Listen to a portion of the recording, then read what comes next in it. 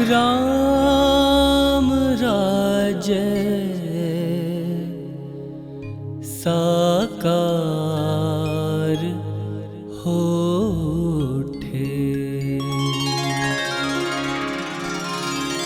राम राज्य साकार होठे। राम राज्य साकार होठे। कलयुग सतयुग बन जाए। राम राज्य साकार होठे। कलयुग सतयुग बन जाए। ऐसी कृपा दृष्टि कर दो प्रभु। ऐसी कृपा दृष्टि कर दो प्रभु। स्वर्ग धरा पर आ जाए। राम राज्य साकार होठे। राम राज्य साकार होठे।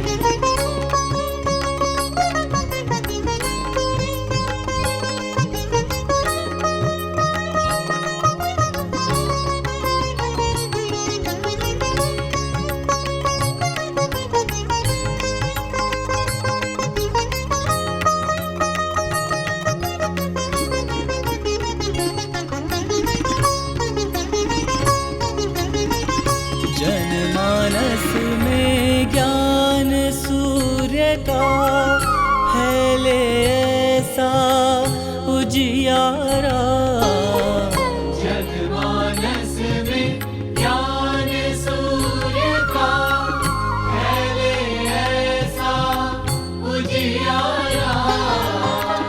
विकसित हो विश्वास सरों में। श्रद्धा सुमनों की माला।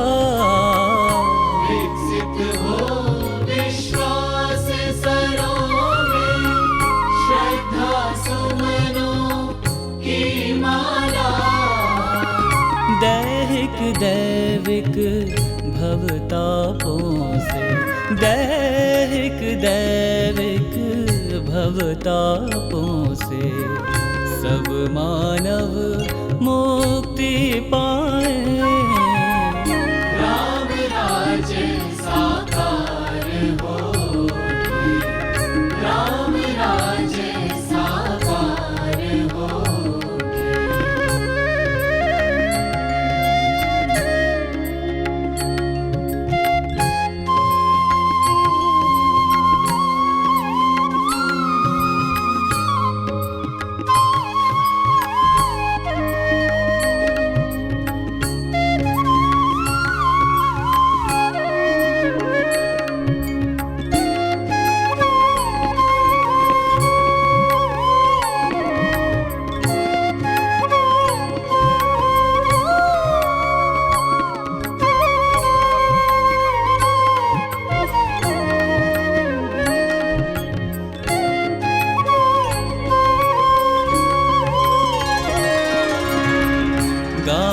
गाँव की गली गली में मचल उठे भाईचारा। गाँव गाँव की गली गली में मचल उठे भाईचारा। नगर नगर की डगर डगर में गूंजे एकता का नारा। नगर नगर की डगर डगर में गूंजे एकता का नारा। उमड़ घुमड़ बादल शांति का। उमड़ घुमड़ बादल शांति का। नभ मंडल में छा जाए। राम राज्य साकार होठे। राम राज्य साकार होठे।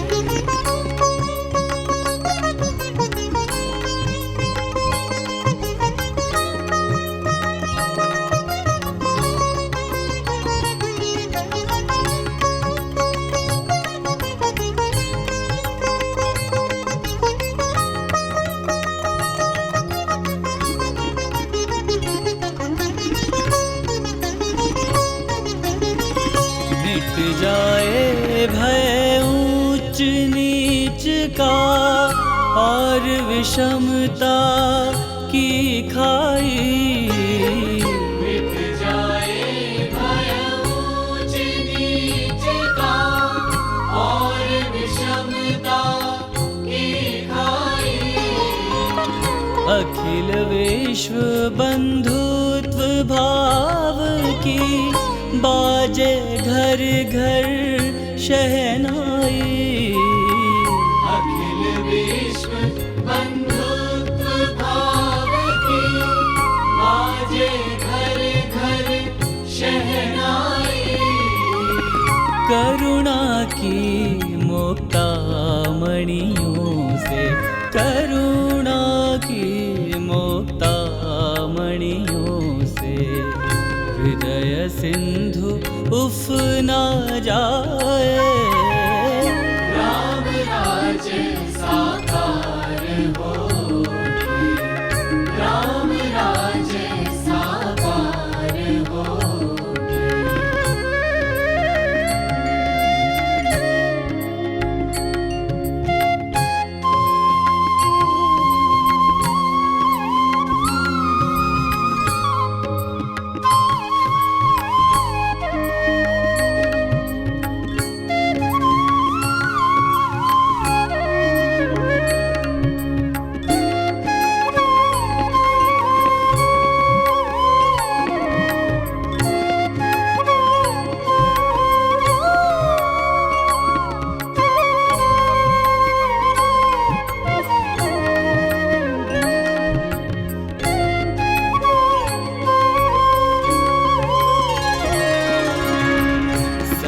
संगति समीर की शीतल मंद चल उठे पुरवाई। सत्संगति समीर की शीतल मंद चल उठे पुरवाई। चार पदारथ मकरंद गंध से झूम उठे मन अमराई। चार पदारथ मकरंद गंध से झूम उठे मन अमराई। श्रुति कोकिल कंठों से फूटे, श्रुति कोकिल कंठों से फूटे भजनों की स्वर धाराएं। राम राज्य साकार होके, राम राज्य साकार होके।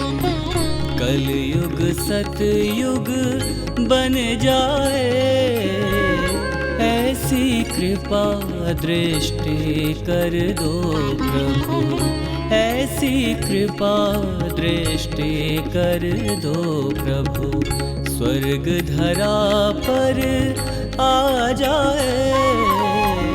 राम राज्य साकार होके, राम राज्य साकार होके, राम राज्य साकार होके। राम राज्य हो, राम राज्य हो, राम राज्य साकार हो।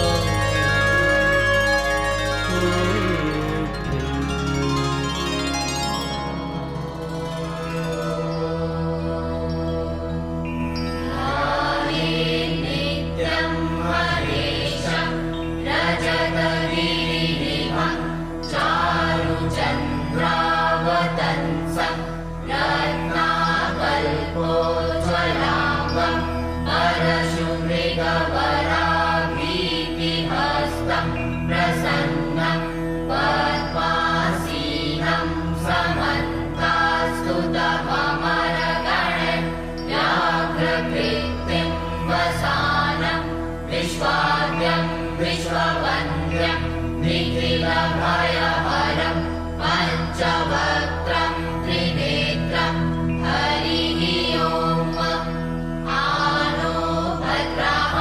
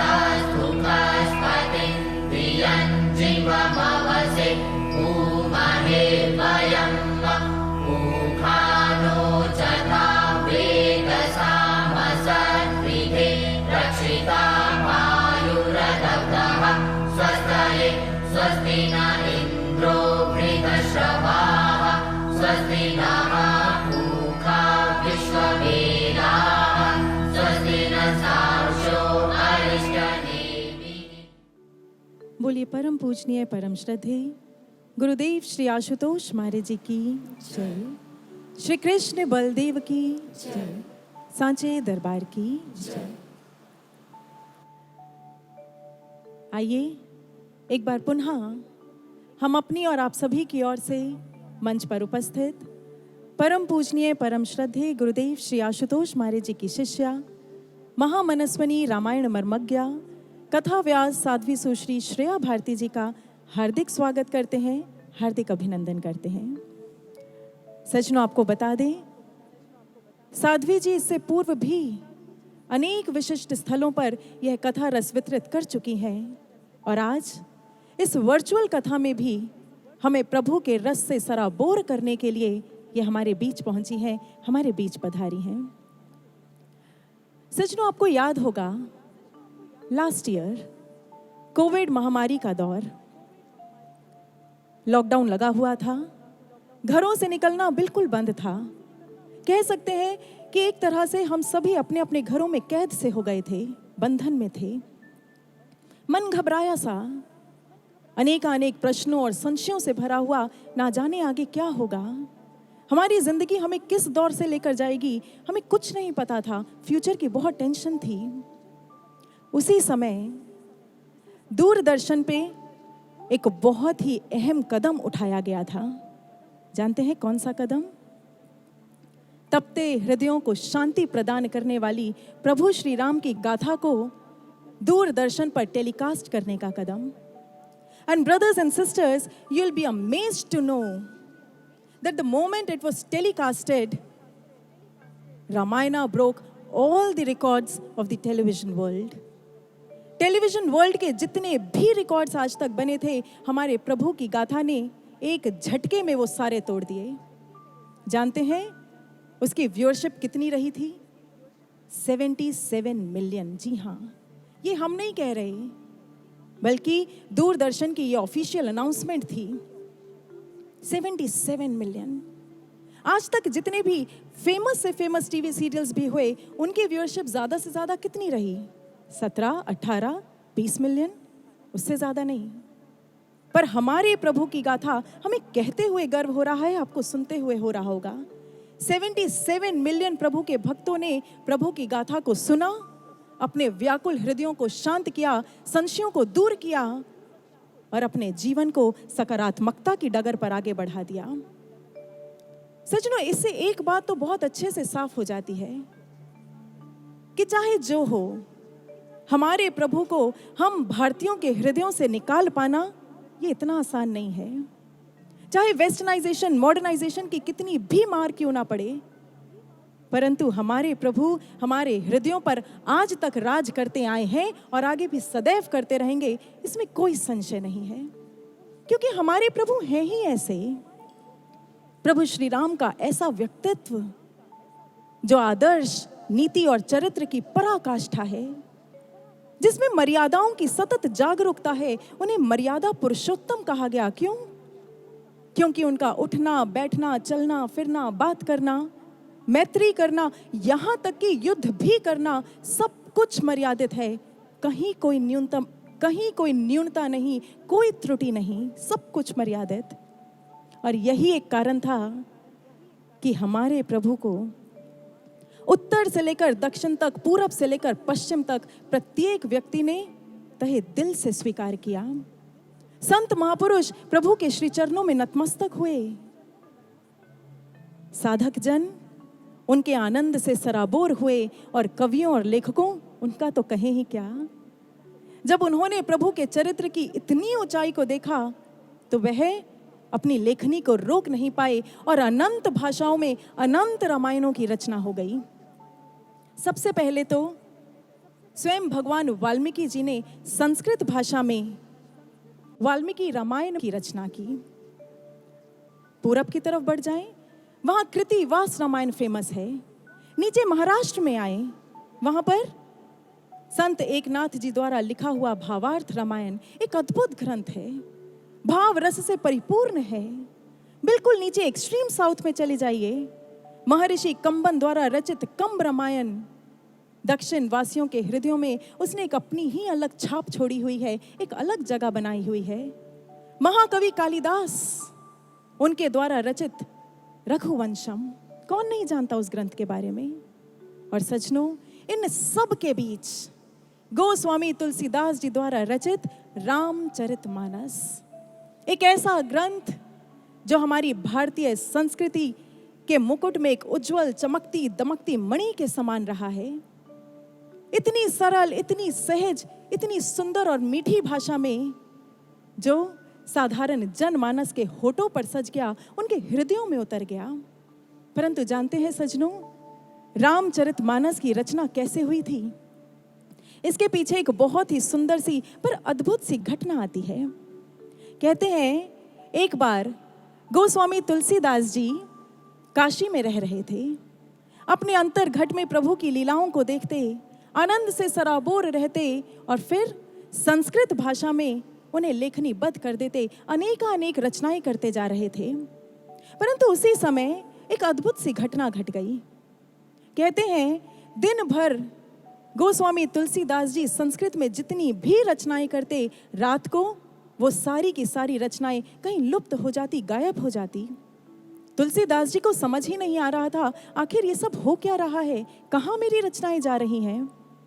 जब ये क्रम बहुत समय तक चलता रहा तो आखिरकार हार कर गोस्वामी तुलसीदास जी ने महादेव के समक्ष प्रार्थना की, हाथ जोड़े, प्रभु ये आपकी कैसी लीला है, आप मुझे क्या समझाना चाहते हैं? मैं मूढ़ अज्ञानी समझ नहीं पा रहा, कृपा करें, मेरा मार्गदर्शन करें। कहते हैं उसी समय स्वयं भगवान महादेव माँ पार्वती के साथ तुलसीदास जी के समक्ष प्रकट हो गए। कहने लगे, तुलसी ये क्या कर रहे हो? तुम्हारा जन्म इसके लिए नहीं हुआ है, ये भला संस्कृत में रचनाएं क्यों? अरे जाओ और अपनी मातृभाषा अवधी भाषा में प्रभु का गुणगान करो। एक ऐसे ग्रंथ की रचना करो जो सिर्फ विद्वत समाज के लिए ना हो, बल्कि जो साधारण जनमानस के लिए हो। साधारण से साधारण व्यक्ति भी प्रभु की लीलाओं को समझ सके, उसका आनंद ले सके और उनके पीछे हुए मर्म को जान सके। जाओ और तब जाकर तुम्हारी ये जो रचना होगी, ये सामवेद के समान सफल हो जाएगी। इतना कहकर प्रभु अंतर्ध्यान हो गए और तुलसीदास जी को प्रभु की आज्ञा मिली। कहते हैं उसी समय गोस्वामी तुलसीदास जी ने प्रभु की आज्ञा को शिरोधार्य किया था और फिर अवधी भाषा में, अपनी मातृभाषा में प्रभु का गुणगान किया था। और सजनों, हमारे समक्ष रामचरितमानस जैसा पावन पुनीत ग्रंथ समक्ष आ गया, हमें मिला। सजनों, ये उस समय की बात थी, परंतु आज भी हम अत्यंत सौभाग्यशाली हैं। क्यों? क्योंकि गुरुदेव श्री आशुतोष महाराज जी के मार्ग निर्देशन में कथा व्यास साध्वी सुश्री श्रेया भारती जी, वे भी ऐसी ही सरल, सरस और मधुर भाषा में प्रभु का गुणगान कर रही हैं। प्रभु के जीवन चरित्र की ऊंचाई को, उसकी पराकाष्ठा को हमें दिखा रही हैं। और सिर्फ एक रामायण से नहीं, समस्त रामायणों का निचोड़, वो सार हमें प्रदान कर रही हैं, जिसे यदि हम अपने जीवन में धारण कर लें तो हमारा जीवन भी सफल हो जाएगा, स्वस्थ हो जाएगा, समृद्ध हो जाएगा। इसलिए भाइयों और बहनों, आपसे कहना चाहते हैं, यह आपको एक अवसर मिला है, या यूं कहें कि एक सुअवसर मिला है।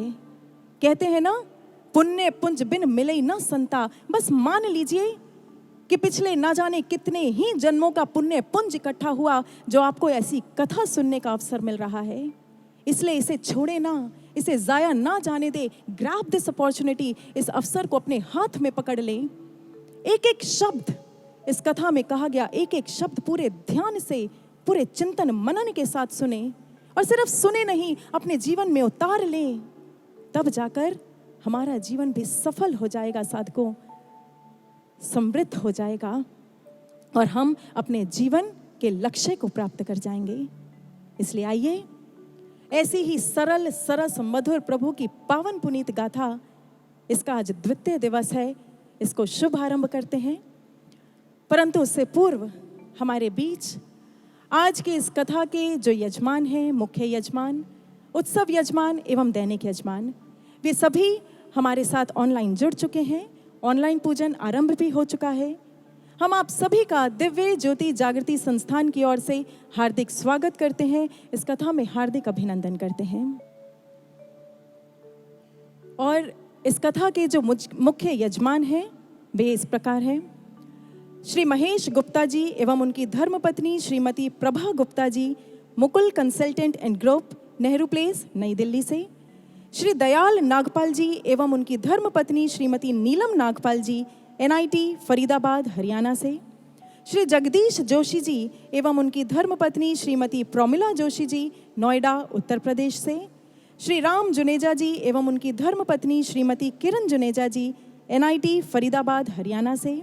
श्री राकेश नागपाल जी एवं उनकी धर्मपत्नी श्रीमती कविता नागपाल जी, NIT फरीदाबाद, हरियाणा से। श्रीमती हीरा गौड़ जी, साकेत, नई दिल्ली से। श्री विनोद चौनाल जी एवं उनकी धर्मपत्नी श्रीमती पूनम चौनाल जी, ग्रेटर नोएडा, उत्तर प्रदेश से। श्री राजेश डोगरा जी एवं उनकी धर्मपत्नी श्रीमती सोनिया डोगरा जी, नोएडा, उत्तर प्रदेश से। श्री अवध प्रताप ओझा जी एवं उनकी धर्मपत्नी श्रीमती मंजरी ओझा जी, नोएडा, उत्तर प्रदेश से। श्री कांशीराम खोखर जी एवं उनकी धर्मपत्नी श्रीमती इंदिरा देवी जी, नरेला, दिल्ली से। श्री सोहंग गुप्ता जी एवं उनकी धर्मपत्नी श्रीमती संतोष गुप्ता जी, CR पार्क, दिल्ली से। श्री चंदन नागपाल जी एवं उनकी धर्मपत्नी श्रीमती दिया नागपाल जी, NIT फरीदाबाद, हरियाणा से। स्वर्गीय श्री राजन शर्मा जी एवं उनकी धर्मपत्नी श्रीमती सविता शर्मा जी, सादिक नगर, दिल्ली से। श्री जतिन ढींगरा जी एवं उनकी धर्मपत्नी श्रीमती विभा ढींगरा जी, NIT फरीदाबाद, हरियाणा से। श्री बलजीत यादव जी एवं उनकी धर्मपत्नी श्रीमती सुरेश यादव जी, पंचशील विहार, दिल्ली से। श्री कृष्ण कुमार जी एवं उनकी धर्मपत्नी श्रीमती कमल जी, NIT फरीदाबाद, हरियाणा से। श्री संदीप कौशल जी एवं उनकी धर्मपत्नी श्रीमती विभूति कौशल जी, पटेल नगर, दिल्ली से। श्री गजराज यादव जी एवं उनकी धर्मपत्नी श्रीमती कमलेश यादव, देहा, फरीदाबाद, हरियाणा से। श्रीमती हेमलता चतुर्वेदी जी, आश्रम, महारानी बाग, दिल्ली से। श्री शिव शंकर रुडोला जी एवं उनकी धर्मपत्नी श्रीमती संगीता रुडोला जी, नोएडा, उत्तर प्रदेश से। और आज की कथा के जो उत्सव यजमान हैं वे हैं श्री गिरीश चंद्र जी पाटनी एवं उनकी धर्मपत्नी श्रीमती भावना पाटनी जी, RK पुरम, दिल्ली से। श्री विजय कुमार जी एवं उनकी धर्मपत्नी श्रीमती अनीता कुमार जी, स्वामी नगर, दिल्ली से। श्रीमती बीना राणा जी, मुनिरका, दिल्ली से। और आज के जो दैनिक यजमान हैं वे हैं श्री महावीर सिंह जी एवं उनकी धर्मपत्नी श्रीमती शकुंतला देवी जी, कंझावला, दिल्ली से। श्रीमती पुष्पा देवी जी, कंझावला, दिल्ली से। श्री मलिक चंद महतो जी एवं उनकी धर्मपत्नी श्रीमती फूलवती देवी जी, शिव विहार, कराला, दिल्ली से। श्री उपेंद्र कुमार शर्मा जी एवं उनकी धर्मपत्नी श्रीमती कुसुम शर्मा जी, लोधी रोड, दिल्ली से। श्री राजेश कुमार शुक्ला जी एवं उनकी धर्मपत्नी श्रीमती वंदना शुक्ला जी, संगम विहार से। स्वर्गीय श्री राकेश कुमार दुबे जी एवं उनकी धर्मपत्नी श्रीमती आशा दुबे जी, दिल्ली से। श्री जतिन ढींगरा जी एवं उनकी धर्मपत्नी श्रीमती चेतना ढींगरा जी, NIT फरीदाबाद से। श्री प्रदीप ढींगरा जी एवं उनकी धर्मपत्नी श्रीमती ज्योति ढींगरा जी, NIT फरीदाबाद, हरियाणा से। आप सभी का हम हार्दिक स्वागत, हार्दिक अभिनंदन करते हैं। और आइए, अब समय हो चुका है आज की कथा का शुभारंभ करने का। उसके लिए हम आग्रह करते हैं मंच पर उपस्थित परम पूजनीय, परम श्रद्धेय गुरुदेव श्री आशुतोष महाराज जी की शिष्या, महामनस्वनी रामायण मर्मज्ञा, कथा व्यास साध्वी सुश्री श्रेया भारती जी से कि वे आज के कथा प्रसंग का शुभारंभ करें। तो बोलिए श्री कृष्ण बलदेव की जय, सियावर रामचंद्र महाराज जी की जय, सांचे दरबार की जय।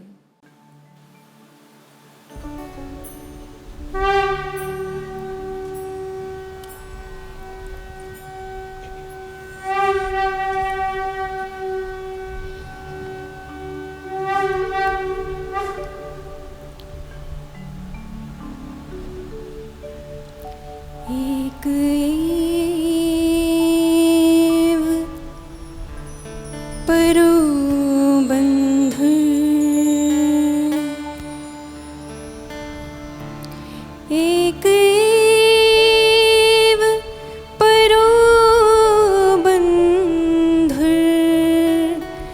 विश्व में समुपस्थिते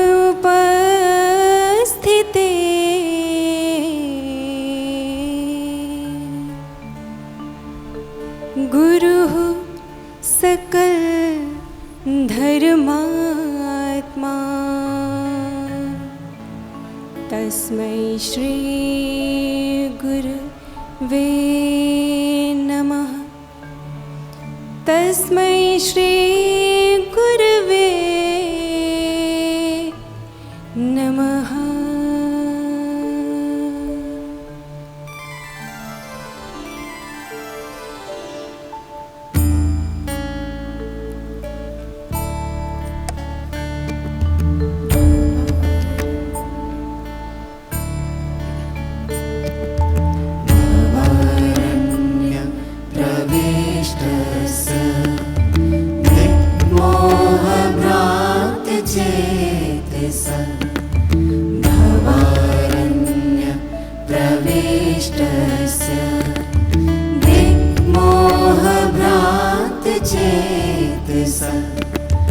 येन सन्दर्शितः पन्था तस्मै श्री गुरवे नमः। तस्मै श्री गुरवे नमः। तस्मै श्री गुरवे नमः।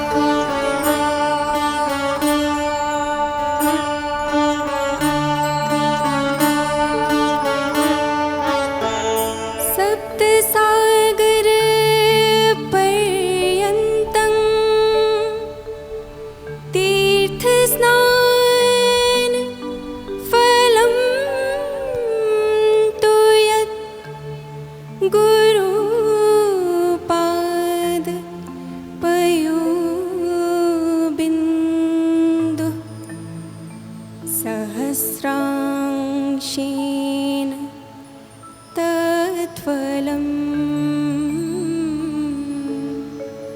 सहस्रांशेन तत्फलम्।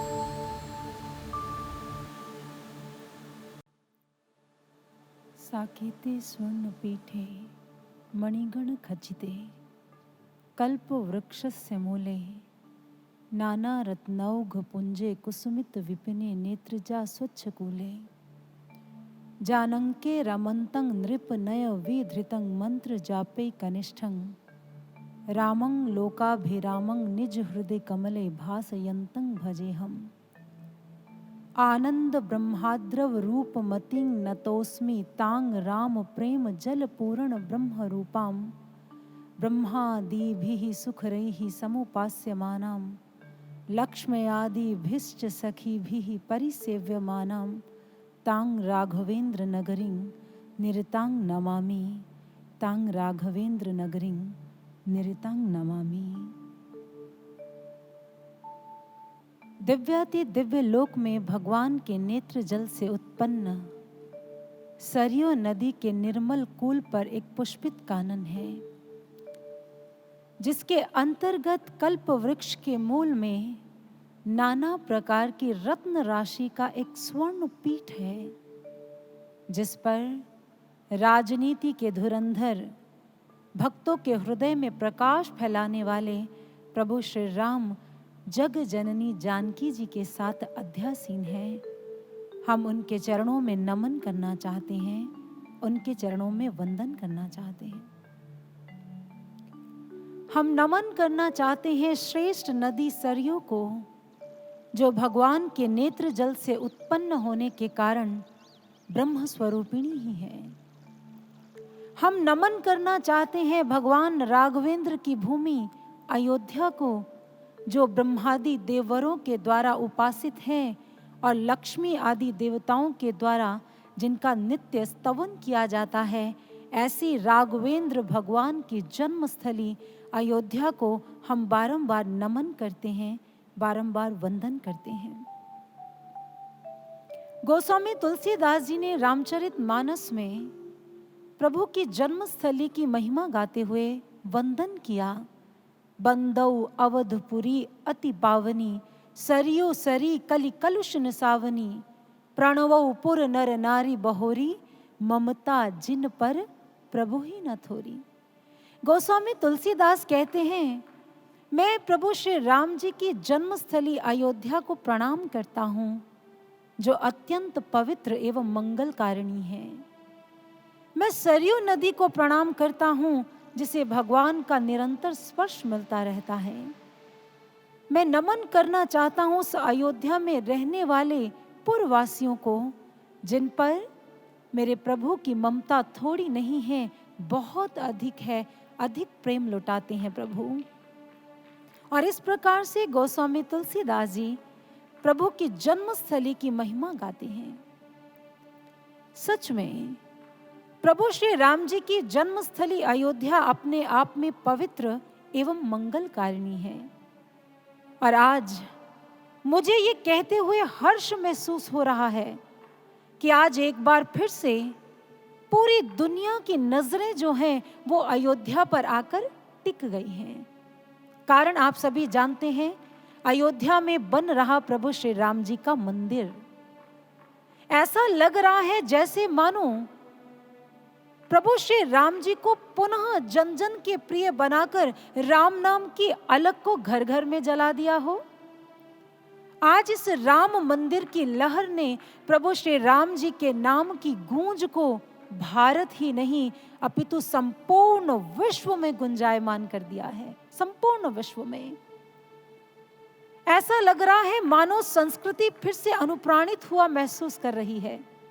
और भारत की रक्त धमनियों में जो प्रभु श्री राम जी के नाम की रक्तधार बहती है, आज वो उबाल मार रही है। जीवन धारा में नया प्रवाह आ गया है, पतझड़ जीवन में बहार आ गई है और सारी और सभी सृष्टि के कण कण में एक ही घोष सुनाई दे रहा है, भय प्रकट कृपाला दीन दयाला कौशल्या हितकारी। हमें ऐसा प्रतीत हो रहा है जैसे हम भी अयोध्या वासियों की भांति ही प्रभु के प्राकट्य का दर्शन करेंगे, उन घटना के साक्षी बन पाएंगे। आज ऐसा प्रतीत हो रहा है जैसे मानो किसी ने हवाओं में सुगंधी खोल दी हो और निष्प्राण भारत में प्राण फूंक दिए हों।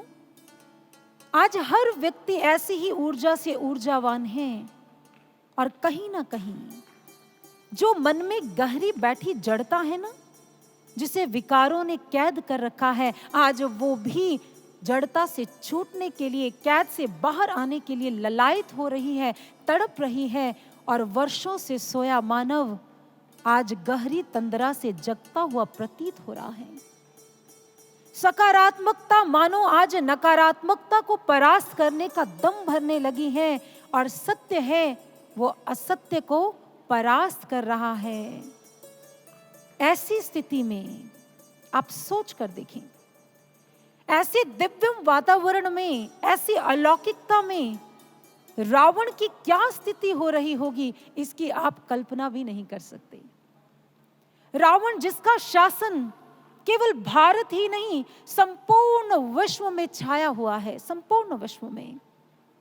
जिस समय उसने देखा कि आज राम नाम की लहर चहुं ओर है, घर घर में राम के नाम की लौ जल रही है, तो आज वो भयभीत हुआ, कंपित हुआ, मानो घायल सर्प की भांति फुंकारता हुआ यही कह रहा हो, ये कैसा परिवर्तन आया, कैसी हवा ये बहने लगी, जड़ चेतन की धड़कन क्यों राम राम कहने लगी, क्यों सारा परिवेश आज राममय है लग रहा, अज्ञानता में सोया मानव जाने कैसे जग रहा। मारा था भगवान ने मुझको, पर दशानन मरा नहीं, पाप अधर्म की चौसठ पर मैं पासे फेंक रहा यहीं। हर गली हर कूचे में प्रतिमा मेरी सजने लगी, फिर कैसे लौ राम की घर घर में जलने लगी। आज रावण आश्चर्यचकित है। धन के लोभ में मैं बैठा, पाप कमाए मैंने भारी, काम का रूप बनाकर मैंने अपहरण की हर अबला नारी। स्मृतियों में सबके भुलाया राम के पावन नाम को, हृदय में सबके बसाया लोभ मोह और काम को। पूजा नेम व्रत सब भूले, भटक गए माया के वन में, याद किया ना कभी राम को, मैं ही मैं था सबके मन में। सबके मन मंदिर की देवी पूजा मेरी करने लगी, फिर कैसे लो राम की घर घर में जलने लगी, फिर कैसे लो राम की घर घर में जलने लगी। आज मानो हतप्रभ है रावण। जिस भारत पे, जिस विश्व पे मेरा साम्राज्य था, आखिर कैसे घर घर में राम की लौ जल रही है। आज रावण कंपित है। यदि सच में मानव में मानवीय गुणों का संचार हो गया, तो मैं गुणों का अंत कैसे करूंगा।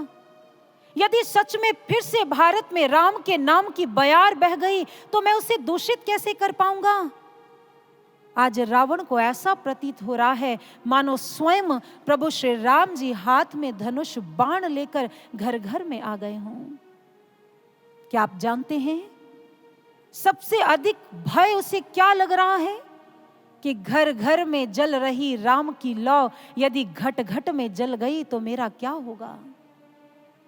आप सोच रहे होंगे, रावण ये कैसी बातें कर रहे हैं।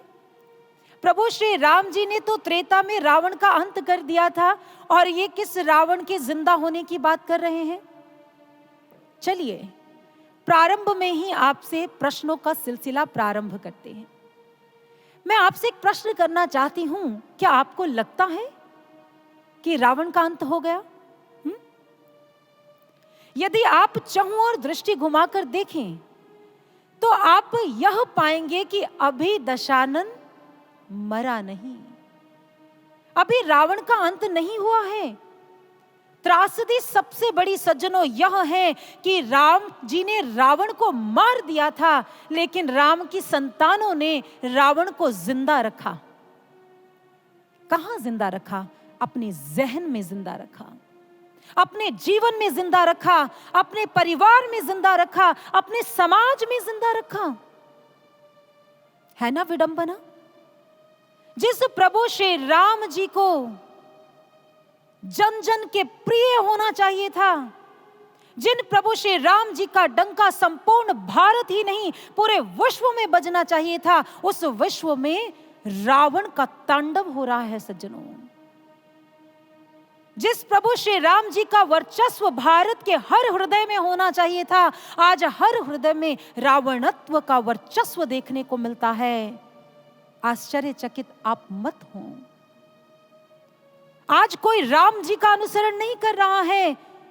जहां आपकी दृष्टि जाएगी, जहां तक आपकी सोच जा सकती है, आप ले जाएं, आपको हर कोई रावण का अनुसरण करता ही तो नजर आ रहा है। जानते हैं क्यों? क्यों वर्चस्व है रावण का? क्योंकि रावण जानता है जब तक भारतीय सोए रहेंगे, जब तक भारतीय राम को भूले रहेंगे, तब तक मेरी सत्ता उनके हृदयों पर कायम रहेगी।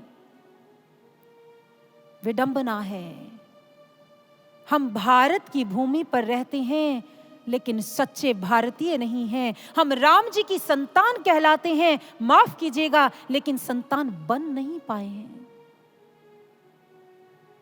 प्रभु श्री राम जी के आदर्शों पर चल नहीं पा रहे हैं, प्रभु श्री राम जी के गुणों को धारण नहीं कर पा रहे हैं। यह सबसे बड़ी त्रासदी है।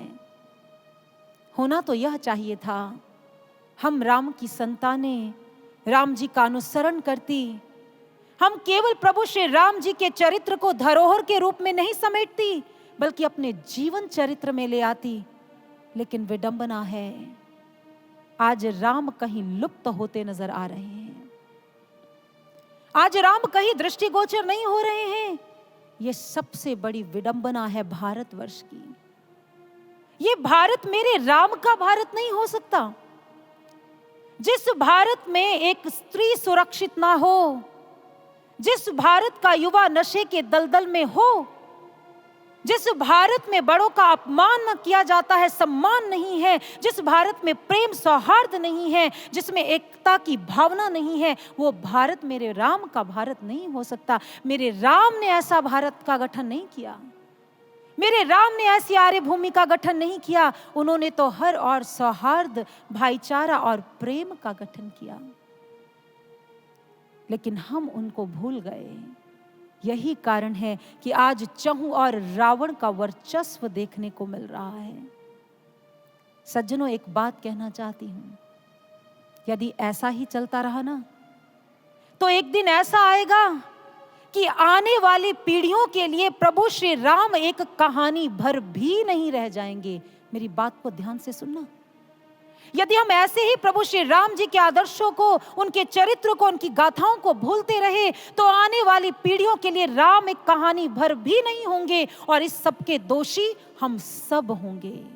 हम सबको सिला देना पड़ेगा, हम सब दोषी हैं।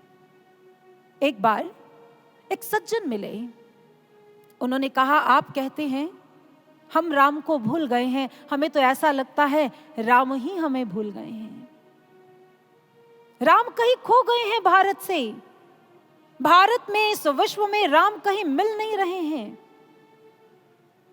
तो मुझे एक बात याद आ रही है, मैंने इसी पवित्र मंच से सुनी थी। कहते एक बार एक व्यक्ति जय कृष्ण मूर्ति के पास गए और उनसे जाकर कहा, भाई साहब, मेरी अमुक वस्तु कहीं खो गई है, वो मिल नहीं रही। तो जय कृष्ण मूर्ति मुस्कुरा दिए। उन्होंने कहा, बंधु, आपकी वस्तु नहीं खोई है, आपकी वस्तु वही है जहां है, लेकिन हां, उस वस्तु से जुड़ी हुई आपकी याद खो गई है, आपकी स्मृति खो गई है। ठीक इसी प्रकार से प्रभु श्री राम भारत से नहीं खोए हैं, प्रभु श्री राम भारत में ही हैं, लेकिन उनसे जुड़ी हुई हमारी याद, उनसे जुड़ी हुई हमारी स्मृति, उनको खोजने की युक्ति, उन्हें देखने की विधि कहीं खो गई है, और उसी विधि को परम श्रद्धेय सर्वश्री आशुतोष महाराज जी प्रदान कर रहे हैं। रावण चाहता है भारतीय विकारों में, नकारात्मकताओं में, क्रोध में, जलन में, ईर्ष्या में, द्वेष में खोए रहें। ये स्वयं को जान ना लें। जिस दिन ये जान जाएंगे राम को, मेरा मूलोच्छेदन हो जाएगा, मैं कहां जाऊंगा, मैं क्या करूंगा। इसीलिए सज्जनों, यदि वो रावणत्व भयभीत हैं, तो उसके भय को आकार देने का समय आ गया है। हृदयासन पर राम को बिठाने का समय आ गया है। इसीलिए किसी ने खूब कहा, हर अंतर में क्रांति लाने का समय है, हृदयासन में राम को बिठाने का समय है। हर अंतर में क्रांति लाने का समय है। रावण को चिर निद्रा में राम ही सुला पाएंगे, जीवित करोगे हर वर्ष तो कैसे भुला पाएंगे। प्रकट कर दो हर हृदय में राम का रूप साकार, छोटा कर दो रावण के पुतलों का आकार। भयभीत हुए रावण को गिराने का समय है, हर हृदय में राम को बिठाने का समय है। बातों से नहीं, अब आचरण में मर्यादा लानी होगी। हनुमान व अंगद जैसी अलख जगानी होगी। राम राज की नींव पहले अंतस में बनानी होगी, फिर ज्योति श्री राम की घट घट में जलानी होगी। राम के आदर्शों को अब अपनाने का समय है, हृदयासन पर राम को बिठाने का समय है। भयभीत हुए रावण को आज गिराने का समय है, भयभीत हुए रावण को आज गिराने का समय है। सज्जनों, आज गिराना होगा रावण को। मैं आपसे कहना चाहूंगी, बहुत प्रसन्नता की बात है कि आज अयोध्या में प्रभु श्री राम जी का मंदिर बन रहा है। एक बात कहना चाहूंगी, उस मंदिर की एक एक ईंट के साथ हम अपने हृदय को भी अयोध्या बनाएं।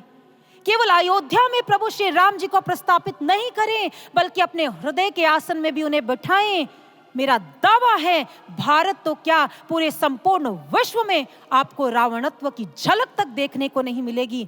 राम ही राम छा जाएंगे। हृदयासन पर बिठाने की जरूरत है। बहुत हो गया, बहुत उत्पीड़न सह लिया, बहुत मनमाना आचरण कर लिया। अब एक बार राम के आदर्शों पर चलकर देखें। सज्जनों, यदि राम के आदर्शों पर नहीं चले तो एक समय ऐसा आएगा कि हमारा जीवन इतना रावणमय हो जाएगा कि उसमें राम का अवशेष भी सज्जनों दिखाई नहीं देगा। इसलिए बहुत हो चुका उत्पीड़न, अब रावण से रण होगा। खड्ग निकाल आत्मिक बल की शोषण का शीश उड़ाएंगे। ब्रह्म ज्ञान की भट्ठी में हर दुर्गन फूंक जलाएंगे। फिर ये बात कहे ना धरा कि अभी दशानन नहीं मरा, अभी दशानन नहीं मरा। अब रावण से रण होगा, अब रावण से रण होगा।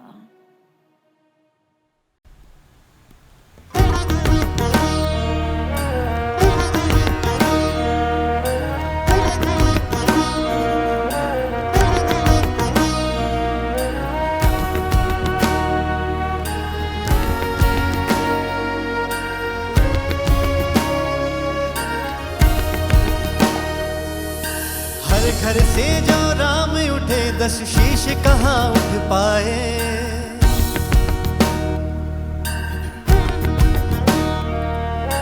हर घर से जो राम उठे, 10 शीश कहाँ उठ पाए। राम बाण हाथों में हो तो दुष्ट दलन हो जाए। बहुत हुआ अब और नहीं, जब ऐसा ही प्रण होगा। राम राज्य के लिए पुनः अब रावण से रण होगा। राम राज्य के लिए पुनः अब रावण से रण होगा। रावण से रण होगा। रावण से रण होगा। रावण से रण होगा।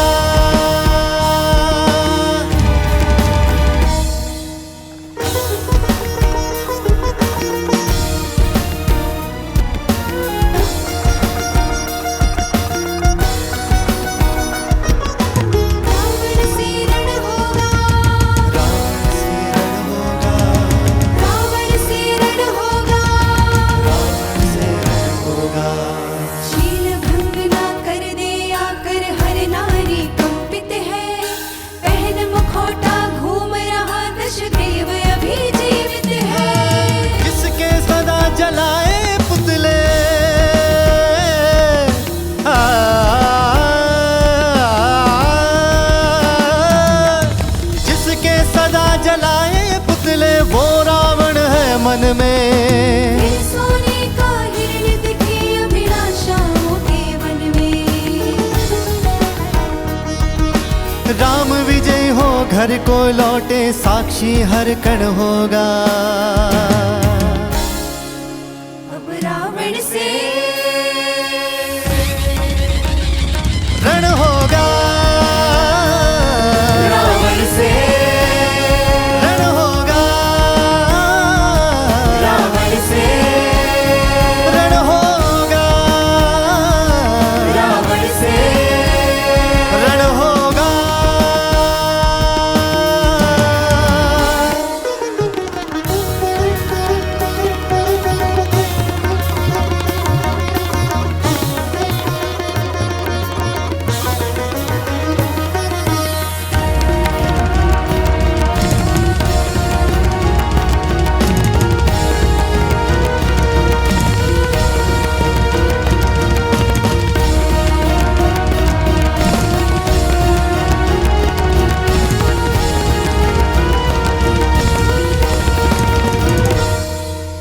हम अंगद हैं लखन हमी हनुमंत जगाए खुद में, युद्ध विकारों का जीते हम राम नाम की सुध में।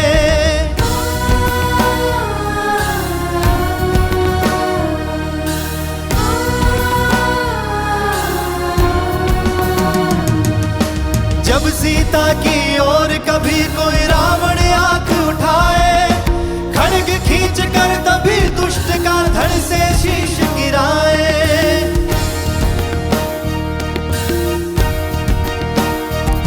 मन राम नाम में रमा रहा तो जीवित नहीं दशानन होगा। अब रावण से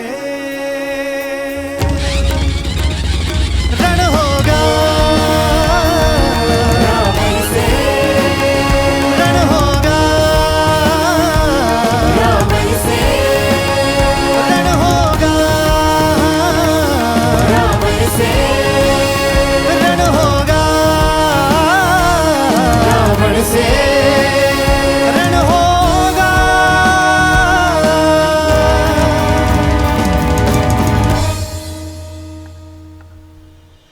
अब रावण से रण होगा।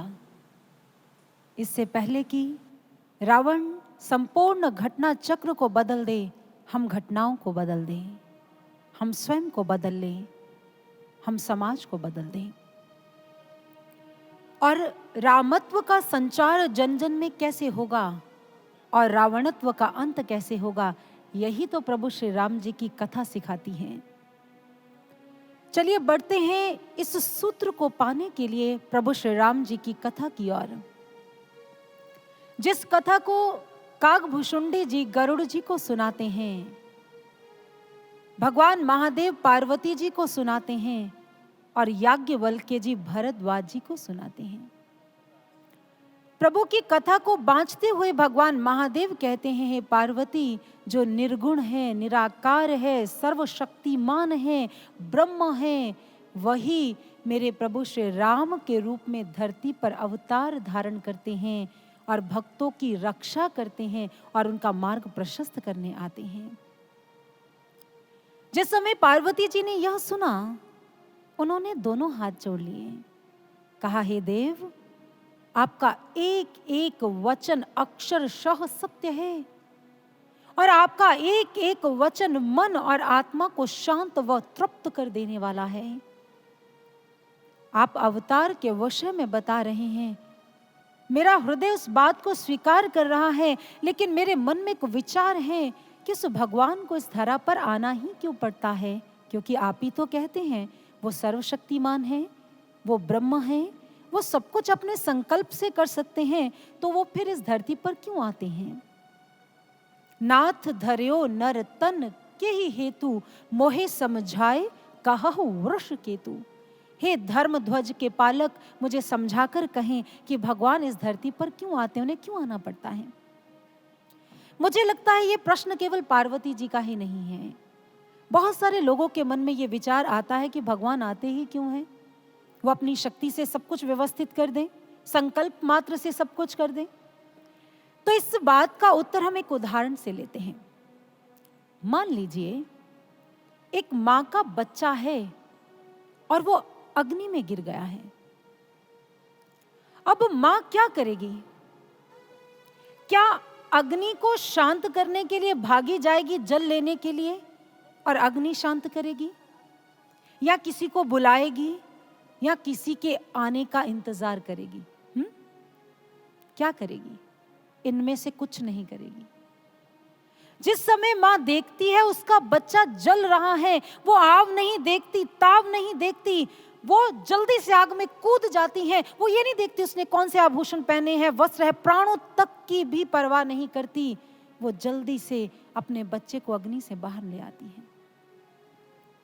भगवान भी हमारी मां है। जिस समय वो ईश्वर रूपी मां संसार को जलता हुआ देखता है, विकारों की, ईर्ष्या की अग्नि में, वासनाओं की अग्नि में, तो भगवान से रहा नहीं जाता। वो अपने बच्चों को निकालने के लिए स्वयं अपने वैकुंठ का परित्याग कर आ जाते हैं। चलिए इसी बात को एक दूसरे उदाहरण से समझते हैं। जब हम बीमार होते हैं तो हम क्या करते हैं? हम डॉक्टर के पास जाते हैं ना, ठीक होने के लिए, मेडिसिन लेने के लिए। लेकिन जब महामारी फैलती है तो क्या होता है? हम डॉक्टर के पास नहीं जाते हैं, डॉक्टर फील्ड में उतर आता है। शायद इस बात का प्रमाण इस महामारी में हमें बाखूबी हो चुका है। इसी प्रकार से जब पूरा संसार ईश्वर देखता है रुग्ण हो चुका है, रोगी हैं, पीड़ित हैं, तो ईश्वर रूपी वैद्य बैकुंठ में बैठकर कैसे रह सकता है? वो रोगों का उपचार करने के लिए आ जाता है। आप कह रहे होंगे यदि महामारी की बात कर रहे हैं तो उसके लिए तो बहुत सारे लोगों ने वैक्सीनेशन करा लिया है। तो मैं आपको बताना चाहूंगी, बहुत अच्छी बात है, लेकिन यहाँ हम शारीरिक रोग की बात नहीं कर रहे हैं। ये रुग्णता है मन की, विचारों की, विकारों की रुग्णता है सज्जनों। आज जितने भी विकार हैं, विचार हैं, वो सब मन को लगे हैं, बुद्धि विचलित करती है, भ्रम जाल फैला हुआ है, हमें मार्ग नहीं दिख रहा, हम उलझे पड़े हैं। और यहां तक बहुत सारे ऐसे लोग हैं जिन्हें पता ही नहीं है जीवन जीना कैसे है। वो उसी नकारात्मकता को, उन्हीं विकारों को अपना जीवन समझ लिया, उसके साथ वो कॉम्प्रोमाइज कर रहे। ऐसे शायद जिया जाता है। आज हमारी स्थिति जानते हैं कैसी है? उन फ्रांस के बंदियों जैसी है। कहते फ्रांस में जब क्रांतिकारियों ने फ्रांस को आजाद करवाया तो जो बहुत वर्षों से बंदी गृह में बंदी थे, उनको मुक्त किया गया, उनकी बेड़ियां खोल दी गई और उन्हें उजाले में लेकर आया गया। तो वो हाथ छुड़ाकर भाग गए कैद में। जल्दी से लो बेड़ियां अपने ऊपर डाल ली। तो क्रांतिकारियों ने आश्चर्यचकित होकर पूछा, ये क्या कर रहे हो? तो उन्होंने कहा, अब यही ऐसे रहने की आदत हो गई है, यही हमारा जीवन है। प्रकाश भाता नहीं है, स्वतंत्रता भाती नहीं है, अब हम ऐसे ही जी सकते हैं, अब वैसे जीना ही नहीं आता। महापुरुष कहते हैं जब रोग आदत बन जाए ना, ध्यान से सुनिएगा, जब रोग आदत बन जाता है तो वो व्यक्ति और समाज दोनों के लिए घातक हो जाता है, दोनों के लिए।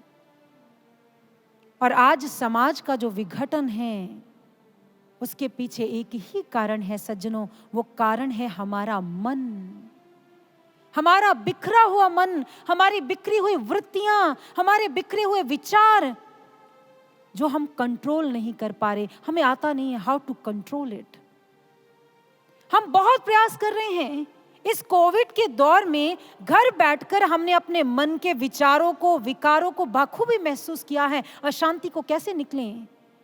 कभी सेमिनार अटेंड करते हैं, कभी वेबिनार अटेंड करते हैं, कभी मोटिवेशनल स्पीकर्स को सुनते हैं, कभी किसी कोई बुक पढ़ते हैं। किसी तरह से ये बिखरा हुआ मन कहीं एक जगह पर केंद्रित हो जाए, ये विचलित करने वाले विचार रुक जाएं, लेकिन ऐसा नहीं हो पा रहा। समस्या यथावत ही बनी रही। जानते हैं क्यों?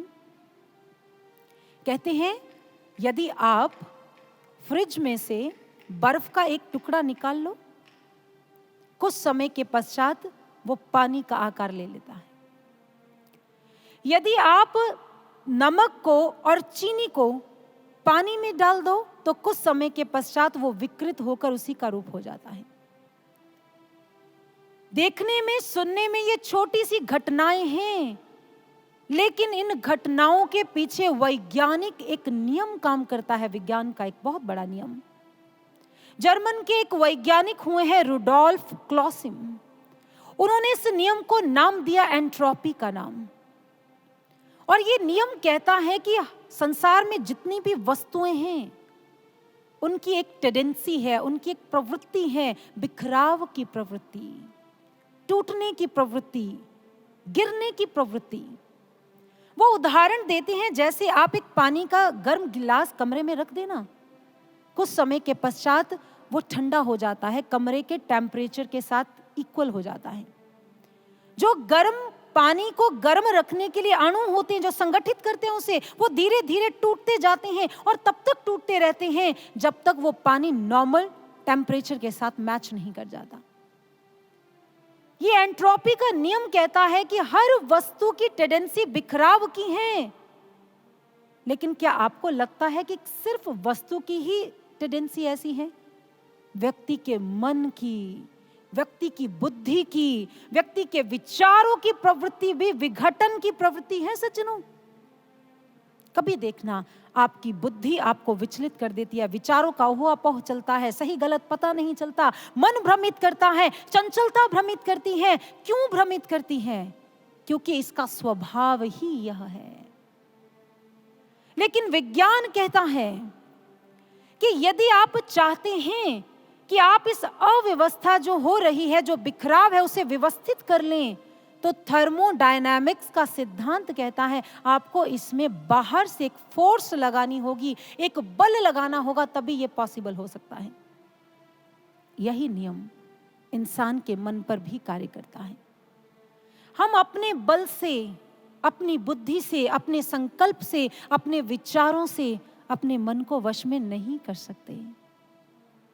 चाहे कितना भी प्रयास कर लें, कितने भी मोटिवेशनल स्पीकर्स को सुन लें, फिर भी कुछ समय के लिए मन की गति रुकेगी, फिर से वो अपने स्वभाव में आ जाएगा। हमें भी एक ऐसी शक्ति की आवश्यकता है जिसके बल से हमारा जो निराशाजनक जीवन है वो आशा में परिणत हो जाए। हमें भी ऐसी शक्ति के बल की आवश्यकता है जो हमें नकारात्मकता से निकाल कर सकारात्मकता की ओर लेकर जाए, जो हमें सफलता की पगडंडियों की ओर बढ़ाए, जो हमें सही गलत के निर्णय पर टिके रहने की, संकल्पित रहने की प्रेरणा दे। हमें भी ऐसी शक्ति की आवश्यकता है। वो शक्ति क्या है? वो बल किसका है? तो शास्त्र कहते हैं वो शक्ति, वो बल एक सद्गुरु का हुआ करता है, एक गुरु का हुआ करता है। जब गुरु जीवन में आते हैं तो वो क्या करते हैं? वो हमारी वृत्तियों को उलट देते हैं। जब गुरु हमारे जीवन में आते हैं तो हमारी वृत्तियों को बदल देते हैं, हमारी दिशा को बदल देते हैं। और वह गुरु हमारे जीवन में सूक्ष्म स्तर पर कैसे काम करते हैं, पूर्ण सद्गुरु की कार्यशैली कैसी होती है, आइए हम भी एक भजन के माध्यम से श्रवण करते हैं। आइए।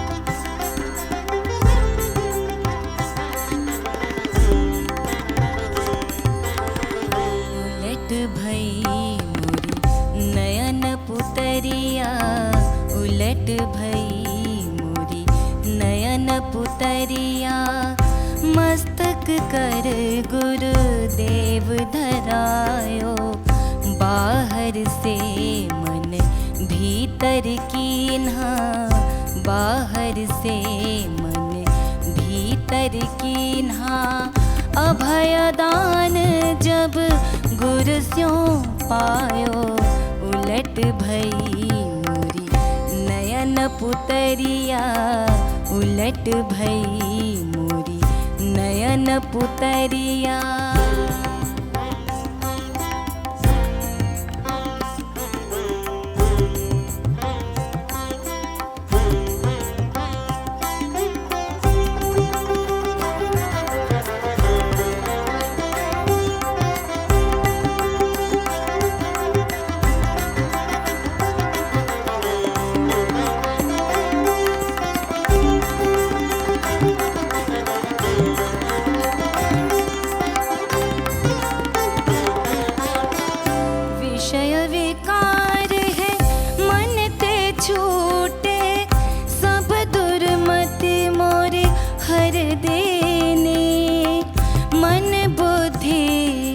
विचार सिमटे मन बुद्धि, विचार सिमटे, ब्रह्म स्थित कर दीनी पुतरिया, उलट भई मोरी नयन पुतरिया, उलट भई मोरी नयन पुतरिया।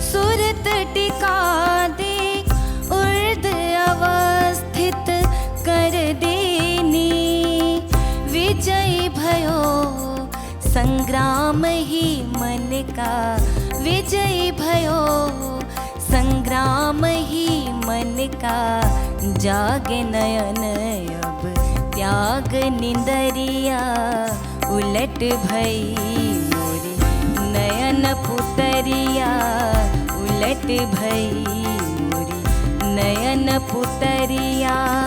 मस्तक कर गुरुदेव धरायो, बाहर से मन भीतर कीन्हा, बाहर से मन भीतर कीन्हा। अभय दान जब गुरु स्यों पायो, उलट भई मोरी नयन पुतरिया, उलट भई मोरी नयन पुतरिया, उलट भई मोरी नयन पुतरिया, उलट भई मोरी नयन पुतरिया। महापुरुष बहुत सुंदर लिखते हैं कि किस प्रकार से जो गुरु होते हैं वो हमारी प्रवृत्ति ही उलट देते हैं। जो हमारे मन की दिशा बाहर की ओर है उसे भीतर की ओर उन्मुख कर देते हैं। जब भी एक शिष्य, एक साधक, एक जीव का मन अव्यवस्थित होता है तो उसे एक ऐसे तत्ववेता गुरु की शरण में जाना चाहिए जो उसके मन को व्यवस्थित करने की युक्ति दे पाए। कुरुक्षेत्र के मैदान में अर्जुन जब भगवान सारथी बनकर उसके रथ को दोनों सभाओं के बीच में ले गए, दोनों सेनाओं के बीच में, अर्जुन ने जिस समय अपने परिजनों को देखा, मित्रों को देखा, भाई बंधुओं को देखा, गुरुजनों को देखा, तो उस पर भी एंट्रोपी का नियम लागू हो गया। मन विचलित हो गया, मोह जागृत हो गया, बुद्धि भ्रमित हो गई। अब क्या किया जा सकता है? उसी समय अपनी स्थिति को व्यक्त करते हुए अर्जुन कहते हैं, सीदंती मम गात्राणि मुखं च परिशुष्यते, वेपथुश्च शरीरे में रोम हर्षश्च जायते। हे माधव, मेरा गांडीव छूट रहा है, मेरा मुख सूख रहा है, मेरा हृदय कांप रहा है, मेरे हाथ मेरा साथ नहीं दे रहे हैं। मुझे बताओ मैं क्या करूं? आज मुझे पहली बार इस बात का एहसास हुआ है कि इतनी शक्तियां, इतने बाण, इतने वरदान होने के बावजूद भी मैं अपने मन को अपने वश में नहीं कर पा रहा हूं। मैं अपनी इंद्रियों को अपने वश में नहीं कर पा रहा हूं। इसलिए प्रभु, आप मुझे बताएं मैं क्या करूं। मैं आपका शिष्य हूं, आप मेरा मार्गदर्शन करें। प्रभु, आप मेरा मार्गदर्शन करें। और इतिहास साक्षी है, जब जब भी एक जिज्ञासु ने, जब जब भी एक शिष्य ने अपने गुरु के चरणों में ऐसे भाव रखे तो गुरु सक्षम होते हैं, वो सामर्थ्यशाली हुआ करते हैं। और क्या किया भगवान श्री कृष्ण ने? वो युक्ति दी, वो टेक्निक दी, अध्यात्म की ऐसी विद्या प्रदान की कि उसी जो अव्यवस्थित मन को लेकर चल रहा था, अर्जुन के मन को इतना व्यवस्थित कर दिया कि आज वो इतिहास का मुकुटमणि है। उसके व्यक्तित्व को इतना निखार दिया कि आज वो उन लोगों के लिए प्रेरणा का दीप बन गया, प्रेरणा का स्रोत बन गया। जो लोग चाहते हैं अपने मन को व्यवस्थित करना, ये गुरु की कृपा होती है, ये गुरु की शक्ति का काम है। इसीलिए हमें भी अपने अव्यवस्थित मन को व्यवस्थित करने के लिए एक सद्गुरु की कृपा की आवश्यकता है। और यही कारण है, भगवान महादेव कहते हैं पार्वती से, यही एक कारण है व्यक्ति के रोगों का उपचार करने के लिए, उसके मन के सूक्ष्म स्तर पर काम करने के लिए वो शक्ति अलग अलग रूपों में गुरु रूप धारण कर इस धरती पर आती है और दुनिया का मार्ग प्रशस्त करती हैं। वेदव्यास जी भागवत महापुराण में बहुत सुंदर कहते हैं, उन्होंने कहा प्रभु का अवतरण इस धरती पर केवल राक्षसों का अंत करने के लिए नहीं होता है, वो तो राक्षसत्व का अंत करने आते हैं, वो तो मन रूपी रावण का वध करने के लिए आते हैं। और कुछ ऐसी ही अव्यवस्था के विषय में गोस्वामी तुलसीदास जी और वाल्मीकि रामायण में वाल्मीकि जी बताते हैं कि त्रेता में कैसी अव्यवस्था है। लंकापति रावण के विषय में वर्णन आता है। गोस्वामी तुलसीदास कहते हैं कि उसका जो अत्याचार है राक्षसों का, वो चरमोत्कर्ष पर पहुंच गया है। जो कोई भी यज्ञों का अनुष्ठान करते, भजन बंदगी करते, कीर्तन करते, उन्हें वहीं पर रोक दिया जाता, उन्हें दंडित किया जाता, उन्हें कारावास में डाल दिया जाता। ऐसी अव्यवस्था है। और मनुष्य तो क्या, किसी देवता में भी इतना सामर्थ्य नहीं है कि वो रावण का सामना कर सके, क्योंकि रावण के पास वरदान है। गोस्वामी तुलसीदास जी रावण के व्यक्तित्व और उसके चरित्र की ओर लेकर जाना चाहते हैं कि रावण कैसा है और उसने कैसे वरदान को अर्जित किया। बाबा कहते हैं कि एक बार रावण अपने भाइयों के सहित ब्रह्मदेव को प्रसन्न करने के लिए चल पड़ा वन प्रदेश की ओर।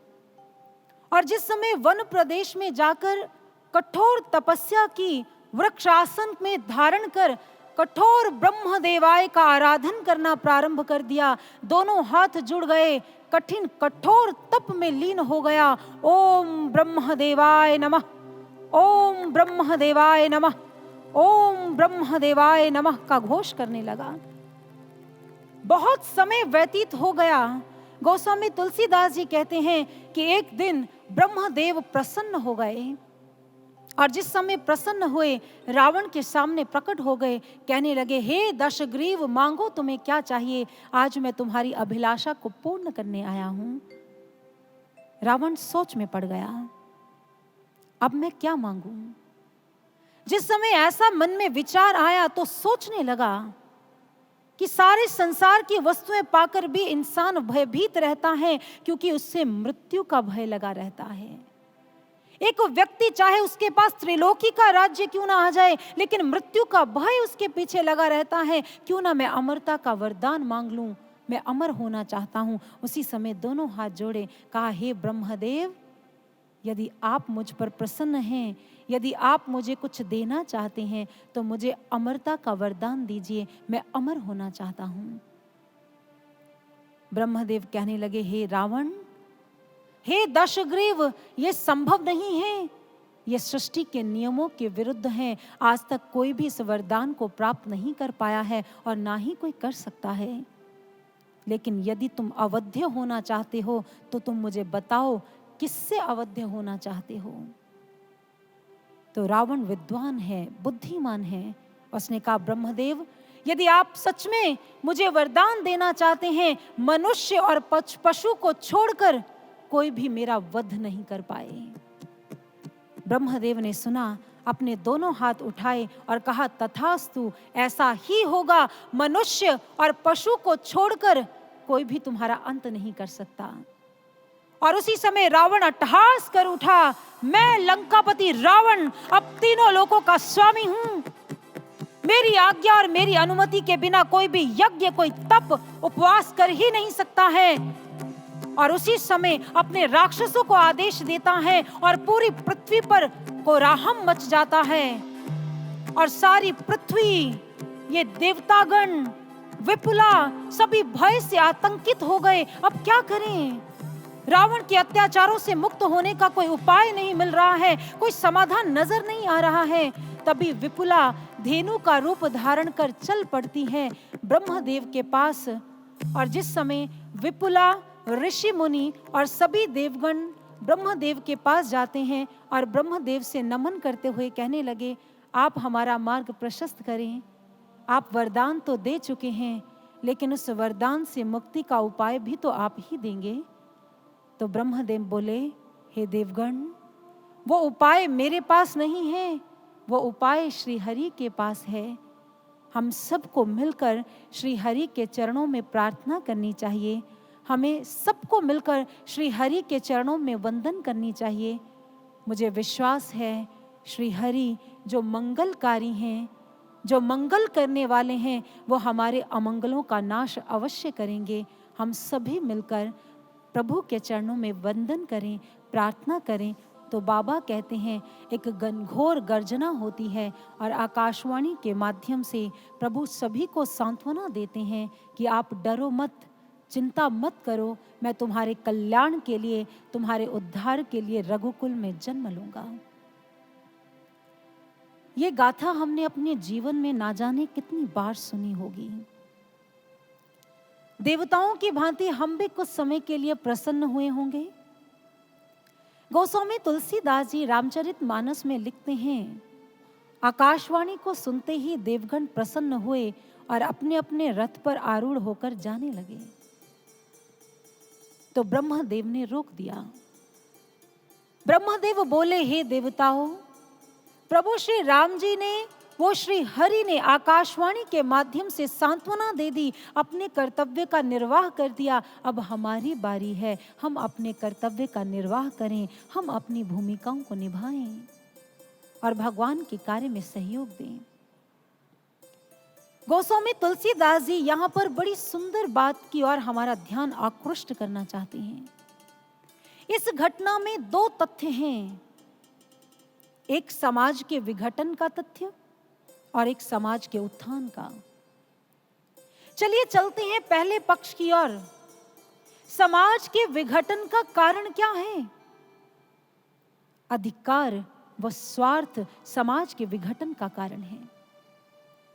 एक स्वार्थ और अधिकार ही है जिसके कारण समाज अव्यवस्थित हो गया है।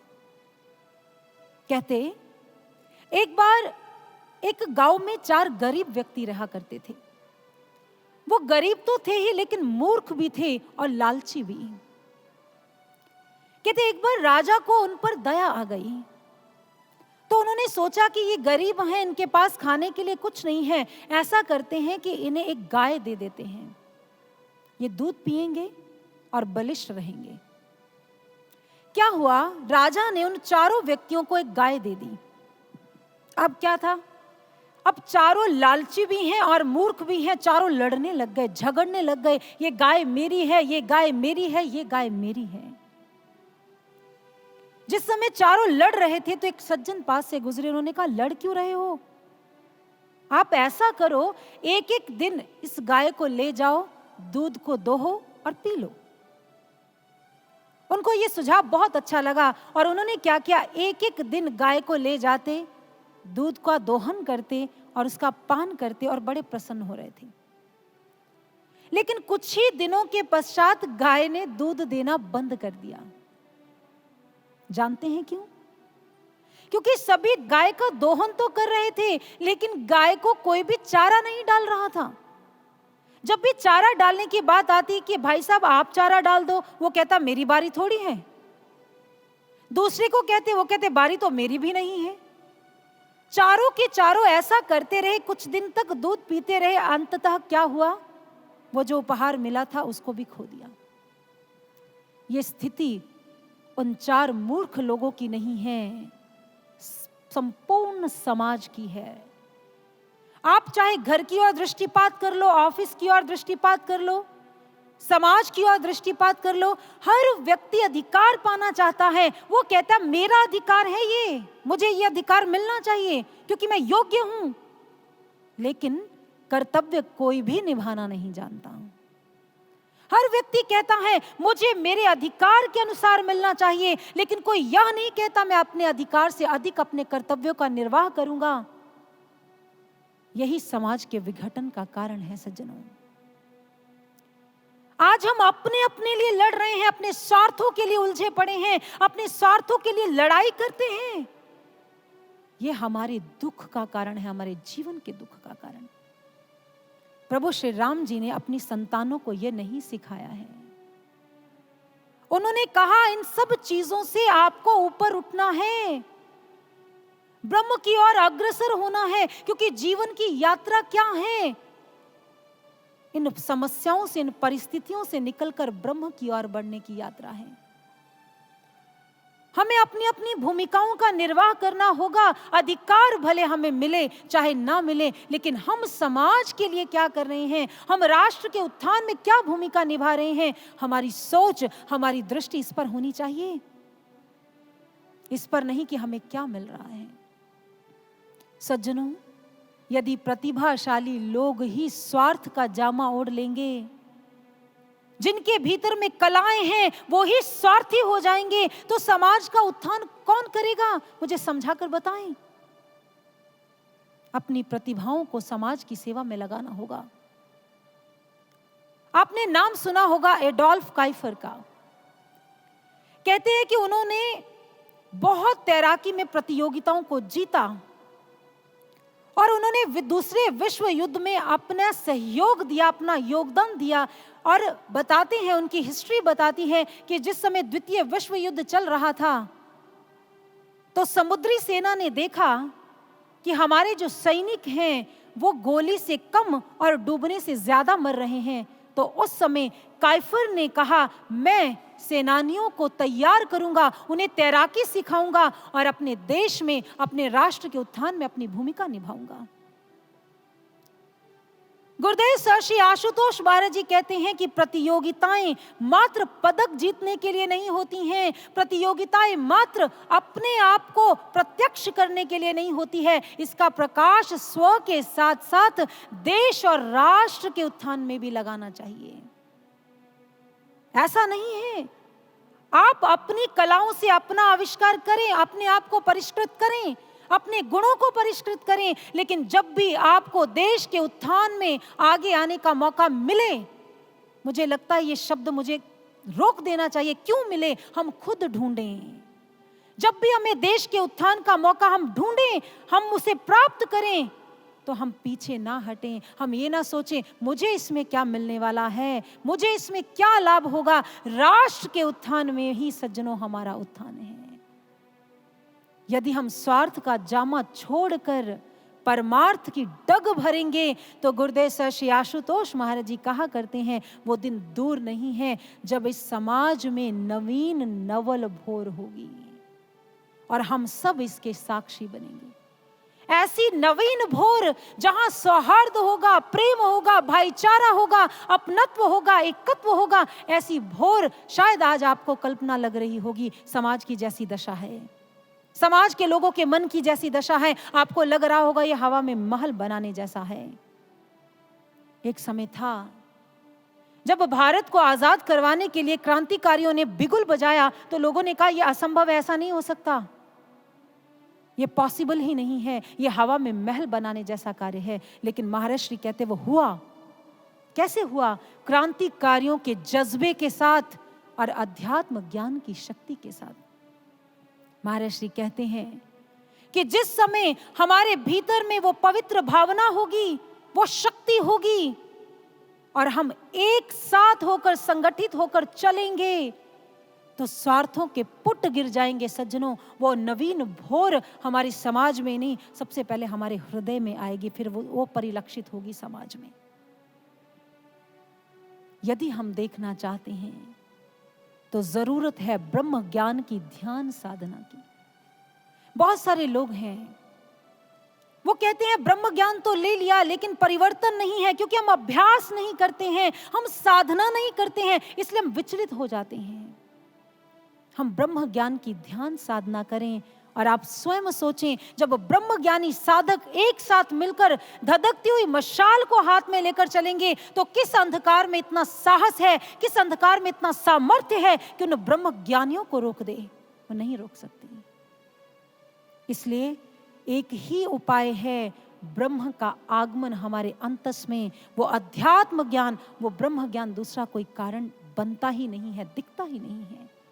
इसीलिए आज ब्रह्मदेव समझाना चाहते हैं, इन स्वार्थों को छोड़कर हम परमार्थ की डग भरें और आगे की यात्रा करें और भगवान के कार्य में अपना सहयोग दें, अपनी भूमिकाओं को निभाएं। और इधर सभी देवगण अपने अपने रूप को परिवर्तित करते हैं और चल पड़ते हैं अयोध्या की पवित्र भूमि की ओर, जहाँ प्रभु का आगमन होने वाला है। बाबा कहते हैं महाराज दशरथ जी वहाँ के शासक हैं, जिनकी 3 रानियां हैं और समस्त गुण हैं, वैभव है, समृद्धि है, लेकिन संतान नहीं है। और जिसके कारण व्यथित होकर महाराज दशरथ जी गुरु वशिष्ठ से अनुरोध करते हैं, आप कोई उपाय बताएं। और इस प्रकार से पुत्र कामेष्ठी यज्ञ प्रारंभ होता है। और बाबा कहते हैं उस पुत्र कामेष्ठी यज्ञ में से यज्ञ नारायण भगवान प्रकट होते हैं, जिनके हाथ में पायस होती है, खीर होती है, वो प्रदान करते हैं। और इस प्रकार से तीनों रानियां उस प्रसाद को ग्रहण करने के पश्चात सगर्भा हुई।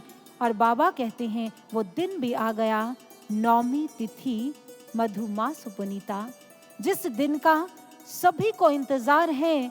मंद मंद वायु बह रही है, प्रकृति आनंदित हो रही है और यज्ञ अग्नि कुंड जो देवताओं की बुझ गई थी राक्षसों के अत्याचार से, वो मानो पुनः प्रज्वलित हो गई है।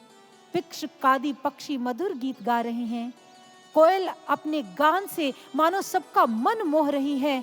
चहुं और आनंद और उल्लास का वातावरण है। और गोस्वामी तुलसीदास कहते हैं, इसी के मध्य में माँ कौशल्या प्रभु का ध्यान कर रही है और प्रभु का ध्यान करते हुए उन्होंने एक ऐसा अनुभव किया कि भगवान साक्षात विराट स्वरूप में आज माँ के समक्ष प्रकट हो जाते हैं। और जिस समय माँ के समक्ष प्रकट हुए, माँ अपने नेत्रों से देख रही है, इतना विराट स्वरूप है। और भगवान विष्णु को ऐसा देखकर दोनों हाथ जुड़ गए और प्रणाम करने लगे। प्रभु ने कहा, माँ मैं आपके पुत्र रूप में आया हूँ, आपको वरदान देने के लिए और आपके वरदान को फलीभूत करने के लिए। तो माँ कौशल्या ने हाथ जोड़ लिए, कहने लगी, प्रभु आप कह रहे हैं आप मेरे पुत्र बनकर आए हैं, लेकिन आप तो मेरे पिता बनकर मेरे सामने खड़े हैं, आपको तो पुत्र बनना पड़ेगा। तो भगवान मुस्कुराते हुए कहने लगे, माँ तो फिर पुत्र कैसे बनते हैं? तो उन्होंने कहा, प्रभु आप जल्दी से छोटे से शिशु हो जाएं। और उसी समय प्रभु अपने विराट स्वरूप को तिरोहित करते हैं और एक शिशु रूप बन जाते हैं और कहने लगे, माँ अब तो मैं शिशु लग रहा हूँ। तो माँ कौशल्या ने कहा, प्रभु अभी भी शिशु नहीं लग रहे, क्योंकि जो शिशु होता है वो बातें नहीं करता है, वो तो रुदन करता है। तो आपको मुझे प्रसन्नता देने के लिए रुदन करना पड़ेगा। सारे संसार को आनंद देने वाले, सबको आनंदित करने वाले प्रभु स्वयं रुदन कर उठते हैं। और जैसे ही रुदन की आवाज दासियों ने सुनी, जल्दी से कपाट खोले, देखा सामने एक श्याम रंग का सुंदर बालक है जो माँ के अंक में खेल रहा है। और उसी समय दौड़े चली जाती है महाराज दशरथ के पास। महाराज दशरथ की जय हो, महारानी कौशल्या की जय हो। लाल भयो है, कौशल्या के लाल भयो है। मानो ये समाचार पूरी अयोध्या नगरी में पहुंच जाता है और पूरी अयोध्या नगरी में प्रभु के आगमन की कैसी प्रसन्नता है, कैसा उत्सव है, कैसा आनंद है। आइए सभी मिलकर चलते हैं अयोध्या की पवित्र भूमि की ओर। आइए, बोलिए श्री रामचंद्र भगवान की, सांचे दरबार की। आइए, अब समय है प्रभु श्री रामचंद्र जी के जन्मोत्सव का। हमारे साथ हमारे उत्सव यजमान जो कि इस वर्चुअल कथा में वर्चुअल माध्यम से हमारे साथ जुड़े हुए हैं, आग्रह करते हैं हमारे उत्सव यजमान से कि वह अब पूजन में सम्मिलित हों। हम यहाँ पूजन करेंगे, साथ ही साथ आपको भी अपने निवास स्थान पर जहाँ आपने प्रभु का पावन सा सुंदर सा दरबार सजाया है, आप वहाँ हमारे साथ साथ पूजन करेंगे। आइए पूजन प्रारंभ करते हैं। सर्वप्रथम हाथ में अक्षत और पुष्प ले लीजिए, प्रभु का ध्यान करेंगे। ओम नीलांबज श्यामल कोमलांगम सीता समारोपित वाम भागम पाणो महासायक चारुचापम नमामि रामम रघुवंशनाथम। ओम श्री रामचंद्राय नमः। आवाहयामि स्थापयामि पूजयामि ध्यानार्थे अक्षत पुष्पाणि समर्पयामि। प्रभु के श्री चरणों में अक्षत और पुष्प अर्पित करेंगे, प्रभु को स्नान करवाएंगे, जल अर्पित करेंगे। ओम गंगेश्च यमुने चैव गोदावरी सरस्वती नर्मदा सिंधु कावेरी जलेऽस्मिन् सन्निधिं कुरु। शुद्धवालः सर्वशुद्धवालो मणिवालस्ताश्विनाः श्वेतः श्वेताक्षो ऋणस्ते रुद्राय पशुपतये कर्णाजामावलिता रुद्रा नवो रूपाः पार्जन्याः। अब प्रभु को वस्त्र अर्पित करेंगे। जो भी वस्त्र आपने प्रभु को अर्पित करने के लिए लाए हैं, वो वस्त्र प्रभु के श्री चरणों में अर्पित करेंगे। ओम युवा सुवासाः परिवीतागा शौष्याण भवति जायमान तन्धीरा सकवयोन्यन्ते स्वाद्यो मनसा देवयन्त। वस्त्रं समर्पयामि वस्त्रान्ते आचमन्यं जलं समर्पयामि उपवस्त्रं समर्पयामि। यज्ञोपवीतं परमं पवित्रं प्रजापते सहजं पुरस्तात् आयुष्यमग्रं प्रतिमंज शुभ्रं यज्ञोपवीतं बलमस्तु तेज यज्ञोपवीतं समर्पयामि। अब तिलक लगाएंगे। सिंदूरम शोभनम रक्तम सौभाग्यम सुखवर्धनम शुभदम कामाद चैव सिंदूरम प्रतिगृह्यताम सिंदूरम समर्पयामि अक्षतम समर्पयामि। अक्षत लगाएं। अक्षताश्च सुरश्रेष्ठा कुंकुमाक्ता शोभिता मया निवेदिता भक्ता गृहाण परमेश्वर अक्षतम समर्पयामि। अब पुष्प की माला पुष्प की हार प्रभु को अर्पित करेंगे।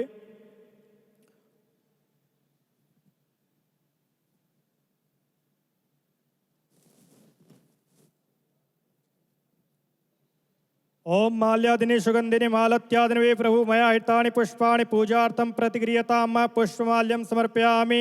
धूपम दीपम आग्रापयामि। धूप दीप दिखा दीजिए। साज्यं च वर्ति संयुक्तं वहिनाम योजितं मया दीपम गृहाण देवेश्य त्रैलोक्यतिमिरापहं धूपम दीपम आग्रापयामि। तदुपरान्ते नैवेद्यम समर्पयामि। अब जो प्रसाद आपने प्रभु के चरणों में अर्पित करने हेतु लाया है वो प्रभु के चरणों में अर्पित करेंगे। मधुर मिष्ठान इत्यादि। ओम शर्कराखंड खाद्यानि दही क्षीरगितानि चार भक्षभोज्यं च नैवेद्यं प्रतिगृह्यताम् नैवेद्यं समर्पयामि। ऋतुफलं समर्पयामि। फल अर्पित करेंगे। इदं फलं मया देव स्थापितं पुरतस्तव तेन मे सप्लार्व्याप्ति हुए जन्मनि जन्मनि ऋतुफलं समर्पयामि। आचमनीयं जलं समर्पयामि। ताम्बूलम पान अर्पित करेंगे। इदं फलं मया देव स्थापितं पुरतस्तव तेन मे सप्लार्व्याप्ति हुए जन्मनि जन्मनि ऋतुफलं समर्पयामि। ताम्बूलं समर्पयामि। तदुपरान्ते हस्ते अक्षत पुष्पाणि गृहीत्वा अब हाथ में अक्षत पुष्प और कुछ द्रव्य दक्षिणा रख लें। प्रभु के श्री चरणों में अर्पित करने हेतु ओम हिरण्यगर्भः संवर्तताग्रे भूतस्य जातः पतिरेक आसीत् स दाधार पृथिवीं द्यामुते मां कस्मै देवाय हविखा विधेम। ओम द्रव्य दक्षिणां समर्पयामि। ओम श्री रामचंद्राभ्यां नमः। एक बार हाथ जोड़कर नमस्कार करेंगे। राम रामेति रामेति रमे रामे मनोरमे सहस्रनाम तत्तुल्यं राम नाम वरानने। ओम श्री रामचंद्राभ्यां नमः। नमस्काराय नमो नमः। एक बार प्रभु के श्री चरणों में जय घोष अर्पित करेंगे। बोलिए श्री रामचंद्र भगवान की, श्री आशुतोष महाराज की, सांचे दरबार की। आइए अब प्रभु की पावन कथा का रसपान करते हैं। दशरथ राज के अंगना में है गूंजी मधुर किलकारी। आज मनुज बने आए धरा पर परमेश्वर अवतारी। परमेश्वर अवतारी। परमेश्वर अवतारी।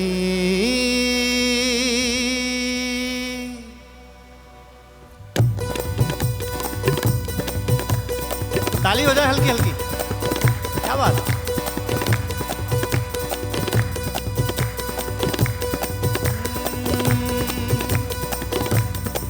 दशरथ राज के अंगना में है गूंजी मधुर किलकारी। दशरथ राज के अंगना में है गूंजी मधुर किलकारी। आज मनुज बन आए धरा पर परमेश्वर अवतारी। आज मनुज बन आए धरा पर परमेश्वर अवतारी। हाँ आज मनुज बन आए धरा पर परमेश्वर अवतारी। मन को भाए सूरत प्यारी देख के नाचे सृष्टि सारी। मन को भाए सूरत प्यारी देख के नाचे सृष्टि सारी।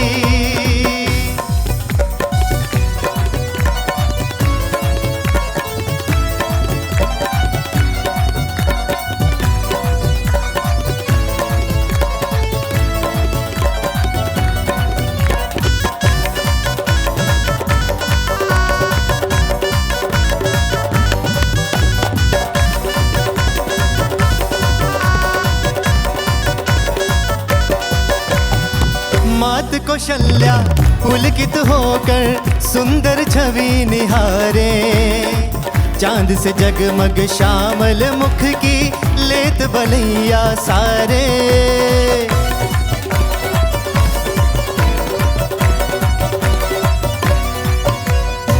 मात कौशल्या पुलकित होकर सुंदर छवि निहारे। चांद से जगमग श्यामल मुख की लेत बलैया सारे। अवधपुरी में खुशियाँ छाई, अवधपुरी में खुशियाँ छाई, झूमे हर नर नारी। आज मनुज बन आए धरा पर परमेश्वर अवतारी। मन को भाए सूरत प्यारी, देख के नाचे सृष्टि सारी। मन को भाए सूरत प्यारी, देख के नाचे सृष्टि सारी।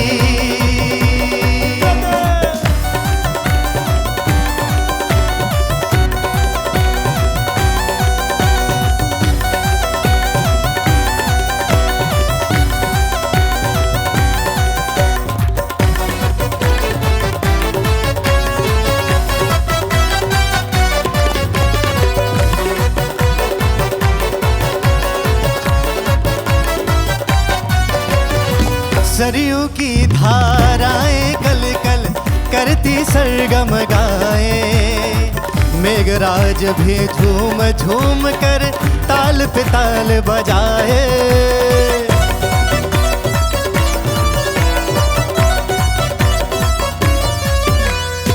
सरयू की धाराएं कल कल करती सरगम गाए। मेघराज भी झूम झूम कर ताल पे ताल बजाए।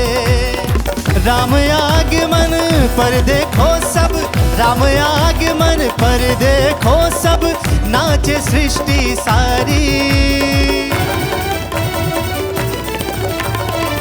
आज मनुज बन आए धरा पर परमेश्वर अवतारी। मन को भाए सूरत प्यारी, देख के नाचे सृष्टि सारी। मन को भाए सूरत प्यारी, देख के नाचे सृष्टि सारी। हाँ, ताली ताली।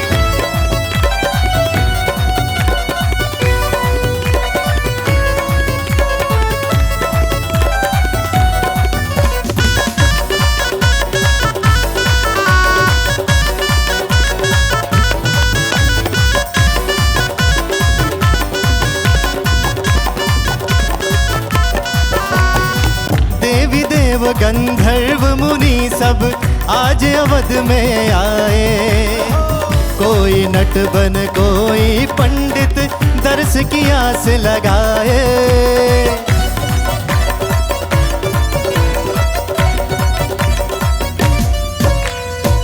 देवी देव गंधर्व मुनि सब आज अवध में आए। कोई नट बन कोई पंडित दर्श की आस लगाए। सबकी आशा पूरी करे वो, सबकी आशा पूरी करे वो, भक्तन के हितकारी। आज मनुज बन आए धरा पर परमेश्वर अवतारी। मन को भाए सूरत प्यारी, देख के नाचे सृष्टि सारी। मन को भाए सूरत प्यारी, देख के नाचे सृष्टि सारी। मन को भाए सूरत प्यारी, देख के नाचे सृष्टि सारी। मन को भाए सूरत प्यारी, देख के नाचे सृष्टि सारी। जय श्री राम, जय श्री राम, जय जय श्री राम, जय जय श्री राम। मन को भाए सूरत प्यारी, देख के नाचे सृष्टि सारी। प्रभु श्री राम जी का आगमन अयोध्या की पवित्र भूमि पर हुआ तो सारी भूमि में आनंदोत्सव मनाया जाने लगा। ऐसा लगा जैसे आनंद की बाढ़ आ गई हो। सभी इतने प्रसन्न हैं, नाच रहे हैं, झूम रहे हैं, गा रहे हैं। और इस प्रकार से गोस्वामी तुलसीदास जी कहते हैं कि रानी कैकेयी ने एक पुत्र को जन्म दिया और रानी सुमित्रा ने 2 बालकों को जन्म दिया। कहा महाराज दशरथ जी एक पुत्र की, एक संतान की इच्छा व्यक्त कर रहे थे, 4 पुत्र रत्न प्राप्त हो गए। और महाराज दशरथ जी के सौभाग्य की तो क्या सराहना करें। जो भगवान महादेव के स्वामी भक्ति करते हैं, जो सदैव भगवान महादेव के चरणों में वंदन करते हैं, आज स्वयं प्रभु श्री राम उनकी गोद में हैं और महाराज दशरथ जी आनंद मग्न हो रहे हैं, आनंद उत्सव मना रहे हैं। और बाबा कहते हैं कि इस प्रकार से जैसे जैसे दिन व्यतीत हो रहे हैं, कुछ दिनों के पश्चात महाराज दशरथ जी पहुंच जाते हैं गुरु वशिष्ठ के चरणों में, जाकर अनुरोध करते हैं कि आप मेरे पुत्रों का नामकरण संस्कार करें, हम इन्हें किस नाम से पुकारें। और बाबा कहते हैं उसी समय यज्ञ का अनुष्ठान किया जाता है और प्रभु के नामकरण संस्कार की बेला प्रारंभ हो जाती है। इधर रानियां अपने पुत्रों को साथ लेकर सुंदर वस्त्र अलंकारों को धारण करती हैं और पहुंच गई यज्ञ भूमि की ओर, जहां पर गुरु वशिष्ठ जी उनकी प्रतीक्षा कर रहे हैं। और गोस्वामी तुलसीदास जी रामचरितमानस में लिखते हैं, माँ कौशल्या की गोद में श्याम रंग के बालक को देखकर गुरु वशिष्ठ जी मंत्र मुग्ध हो गए। कहने लगे जो रानी कौशल्या की गोद में है, ये तीनों लोगों का कल्याण कर देने वाले हैं, ये आनंद के सिंधु हैं, सुख की राशि हैं। जो आनंद सिंधु सुख राशि, सीकर ते त्रैलोक सुपासी, सो सुख धाम राम असनामा, अखिल लोकदायक विश्रामा। जो समस्त संसार को विश्राम देने वाले हैं, आज मैं उनका नाम राम रखता हूँ। विश्व भरण पोषण कर जोई, तारक नाम भरत अस होई, जाके सुमिरन ते रिपुनासा, नाम शत्रुघ्न वेद प्रकाशा। जो राम का ही अनुसरण करने वाला है और भगवान राम से विपरीत गौर वर्ण को धारण करने वाला है, लेकिन स्वभाव से प्रभु का अनुसरण करने वाला है, उसका नाम मैं भरत रखता हूँ। और जो सुमित्रा का पुत्र है, जो शत्रुओं का मर्दन करने वाला है, उसका नाम शत्रुघ्न रखता हूँ। लक्ष्मण धाम राम प्रिय, सकल जगत आधार, गुरु वशिष्ठ ते ही राखियो लक्ष्मण नाम आधार।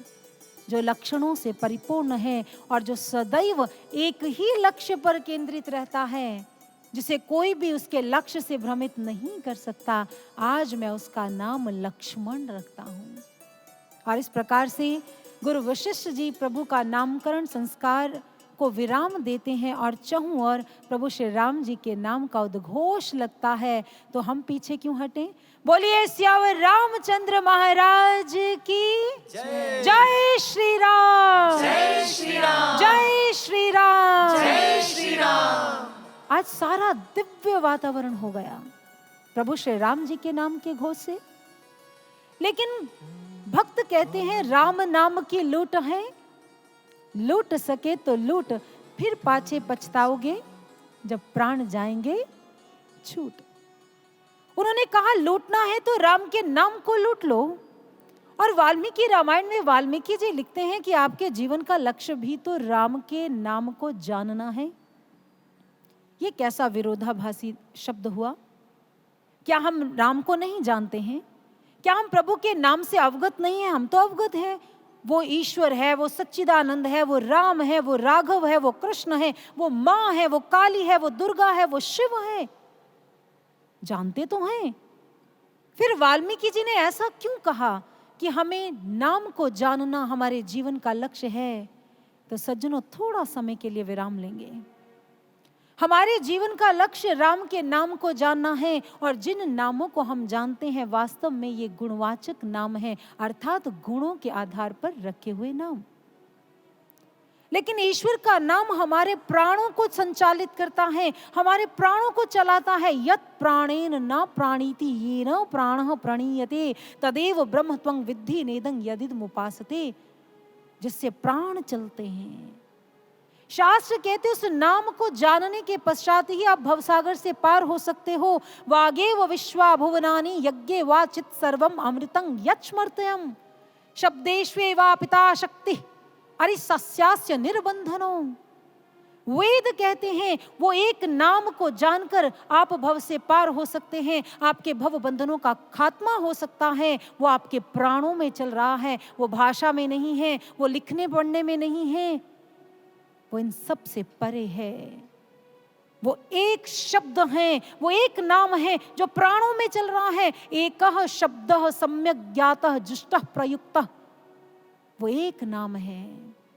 और जिस समय गुरु की कृपा से वो नाम हमारे श्वासों में प्रकट होता है तो क्या होता है? शब्द ब्रह्माणि नश्नान्त परब्रह्मादि गच्छति, हम ब्रह्म का दर्शन करते हैं। बहुत सारे लोग मिलते हैं सज्जनों, वो कहते हैं हमें कैसे पता चलेगा कि हमारे श्वासों में वास्तविक नाम प्रकट हो गया, क्योंकि संसार में 2, 4, 10, 50, 100 ना जाने कितने नाम हैं और उन नामों को देने वाले भी बहुत हैं। तो कैसे पता चलेगा? इसका प्रमाण क्या है? तो शास्त्र कहते हैं, दरियादास जी बहुत सुंदर लिखते हैं, दरिया सूरज उग गया चहुंदिसी भया दजास, नाम प्रकाशे देह में तो सकल भरम का नाश।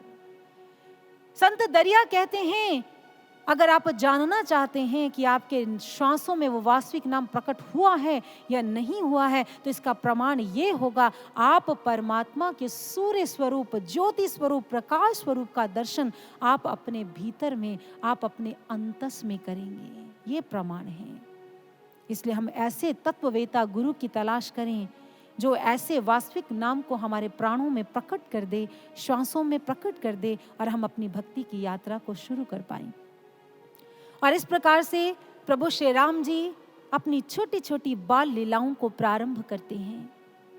बाबा कहते हैं एक दिन माँ ने क्या किया, प्रभु श्री राम जी का श्रृंगार किया, झंगली पहनाई, माथे पर काला टीका लगाया और उन्हें कक्ष में पालने में सुला दिया और स्वयं भगवान के आगे आराधना करने के लिए चल पड़ी, प्रणाम करने के लिए, भोग लगाने के लिए। और कथा कहती है कि जिस समय माँ कौशल्या भगवान विष्णु की आराधना कर रही थी, हे भगवान आप आए और भोग आरोगें, और उसी समय भगवान स्वयं भोग लगाने के लिए पहुंच जाते हैं। क्या भगवान विष्णु का आगमन हो गया? प्रभु श्री राम जी की बाल झांकी है, प्रभु श्री राम छोटे से हैं और जल्दी से वहां भोग ग्रहण कर रहे हैं। माँ ने अपने नेत्रों को खोला तो एकदम विचलित हो गई। राम ने तो सारे प्रसाद को जूठा कर दिया, अब क्या होगा? लेकिन दूसरे ही क्षण मन में विचार आया, राम तो चल ही नहीं सकते, अभी तो चलना जानते ही नहीं है, तो झूले से यहां तक कैसे आ गए? दौड़ी जाती है कक्ष की ओर, और जिस समय कक्ष का कपाट खोला तो सामने प्रभु श्री राम को देखा तो बुद्धि और भ्रमित हो गई। यहाँ वहां 2 बालक देखा। आज यहाँ भी बालक का दर्शन कर रही है और वहाँ मंदिर में भी प्रभु श्री राम का दर्शन कर रही है। कभी इधर भाग कर आती है माँ, कभी उधर भाग कर आती है, और इतना करते करते बीच मार्ग में बैठ गई। अब समझ नहीं आ रही ये मेरा बालक है या वो मेरा बालक है। उसी समय भगवान विराट स्वरूप में उनके सामने प्रकट हो गए। जैसे ही विराट स्वरूप में माँ कौशल्या के सामने भगवान विष्णु का प्राकट्य हुआ, माँ के दोनों हाथ जुड़ गए, नेत्रों से अश्रुधारा प्रवाहित होने लगी। हे जगत पिता, आप तो परम पिता हैं और मैं आपको पुत्र समझने की भूल करती रही, मुझे क्षमा कर दीजिए। हो सकता है मुझसे कुछ त्रुटि रह गई हो, आपकी सेवा में मुझे क्षमा कर दीजिए। तो भगवान मुस्कुरा दिए, कहने लगे, माँ ये जो मेरा ब्रह्म रूप मैंने आपको दिखाया, ये किसी को बता मत देना, ये छिपा कर रखना। तो माँ ने कहा, वाह प्रभु, यदि आप यही चाहते थे कि ये रूप किसी के सामने ना आए तो आपने मुझे दिखाया ही क्यों? आप ना दिखाते। तो उस समय प्रभु श्री राम जी जो स्वयं विष्णु स्वरूप हैं, उन्होंने उद्घोष किया, माँ यदि आज मैं अपने रूप को आपके समक्ष प्रकट नहीं करता, यदि उसका प्राकट्य नहीं होता, तो आपको ज्ञान का घाटा हो जाता और मुझे प्रेम का घाटा हो जाता। क्योंकि आप इतनी आराधना, इतनी तपस्या करती हैं और तपस्या का फल ईश्वर दर्शन है, और आप उस दर्शन से वंचित रह जाती। और यदि मैं अपना छिपाव नहीं करूंगा, अपने को छिपाऊंगा नहीं, तो मुझे तो प्रेम का घाटा हो जाएगा। मैं तो प्रेम का भूखा हूं, मैं प्रेम लेने आया हूं। प्रभु प्रेम लेने आते हैं। और इस प्रकार से गोस्वामी तुलसीदास जी कहते हैं, प्रभु अपनी छोटी छोटी लीलाओं के माध्यम से समझाना चाहते हैं कि आप जो भी जप तप नेम व्रत उपवास करते हैं, उसका फल ईश्वर दर्शन है, उसका फल प्रत्यक्षानुभूति है। यदि परमात्मा की प्रत्यक्षानुभूति नहीं हुई तो समझ लेना अभी हमारी भक्ति का प्रारंभ नहीं हो पाया है। और इस प्रकार से बाबा कहते हैं, तीनों लोकों को अपने अंगुली के इशारे से चलाने वाले प्रभु आज स्वयं बाल रूप में माँ की गोदी में खेल रहे हैं और माँ उसे चलना सिखाती है।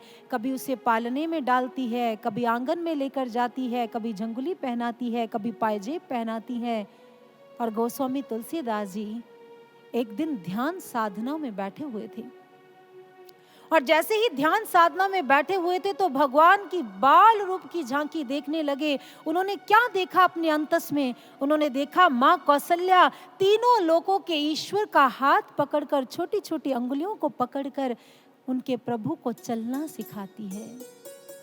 और जैसे जैसे उनको चलना सिखा रही है, प्रभु के छोटे छोटे चरण हैं और उनमें छोटी छोटी पायजेब पड़ी है और वो जब छम छम कर बजती है तो तुलसीदास कहते हैं वो माँ को ही नहीं मेरे हृदय को भी आनंदित कर रही है। कल्पना कर कर देखे, प्रभु की छोटी सी बाल रूप की झांकी है, छोटे छोटे चरण हैं और उनमें पायजेब हैं और ठुमक ठुमक कर चल रहे हैं और माँ को भी आनंदित कर रहे हैं और भक्तों को भी आनंद प्रदान कर रहे हैं। और जिस समय गोस्वामी तुलसीदास जी ने प्रभु की ऐसी झांकी को देखा तो वो मंत्र मुग्ध हो गए और उसी समय उन्होंने अपनी लेखनी को उठाया और एक भजन लिख दिया, ठुमक चलत रामचंद्र बाजत पैजनिया, बाजत पैजनिया। आइए इसी पवित्र रचना को हम श्रवण करते हैं।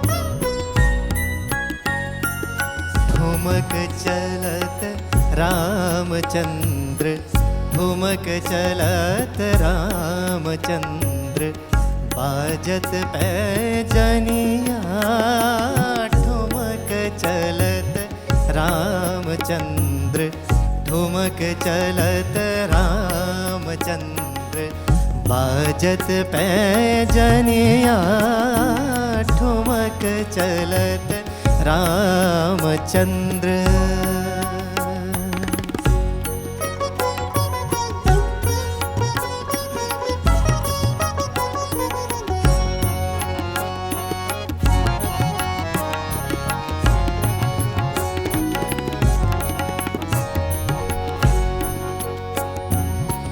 किलकी किलकी उठत धाय, गिरत भूमि लटपटाय, किलकी किलकी उठत ढाय, गिरत भूमि लटपटाय, धाय मात गोद लेत, धाय मात गोद लेत, धाय मात गोद लेत, दशरथ की रनिया, ठुमक चलत रामचंद्र, बाजत पैजनिया, ठुमक चलत रामचंद्र।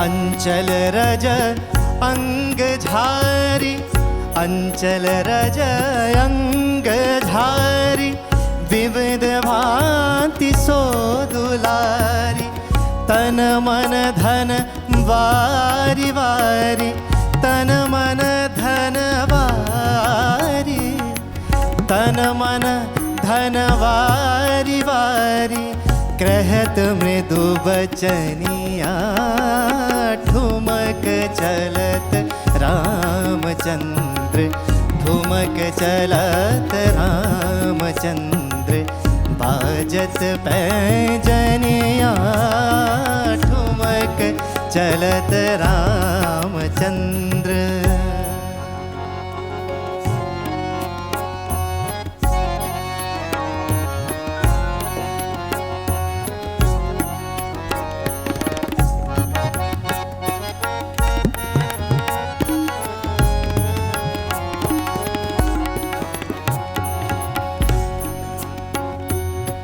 तुलसीदास अति आनंद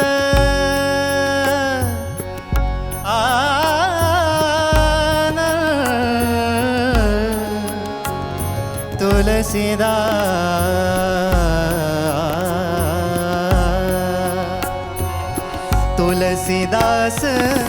अति आनंद तुलसीदास अति आनंद देख के मुखारविंद देख के मुखारविंद रघुबर छवि के समान रघुबर छवि के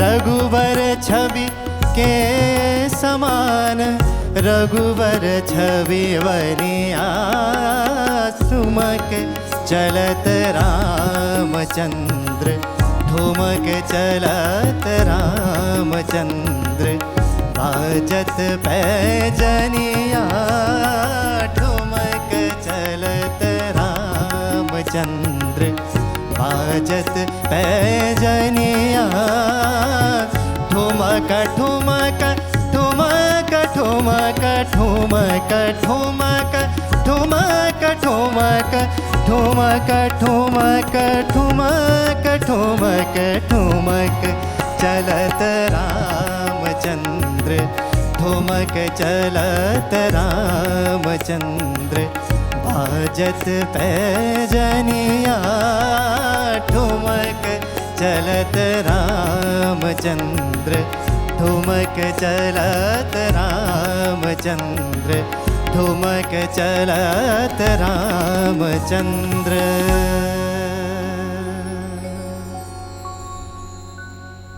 गोस्वामी तुलसीदास जी अपनी अनुभूति को लिखते हैं, ठुमक चलत रामचंद्र बाजत पैजनिया।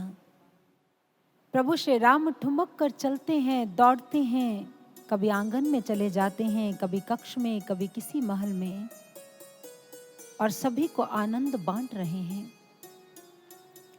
गोस्वामी तुलसीदास जी प्रभु की एक लीला लिखते हुए बताते हैं कि एक दिन प्रभु श्री राम जी अपने भाइयों के साथ, अपने मित्रों के साथ खेल रहे हैं, और जिस समय महाराज दशरथ जी उन्हें भोजन के लिए बुलाते हैं तो प्रभु श्री राम नहीं आते। किसी ने कहा, प्रभु ये क्या, आप तो मर्यादा पुरुषोत्तम हैं, आपके पिता बुला रहे हैं और आप जा नहीं रहे। तो प्रभु ने कहा, ये तो राजा बुला रहे हैं, पिता बुलाते तो जरूर चला जाता।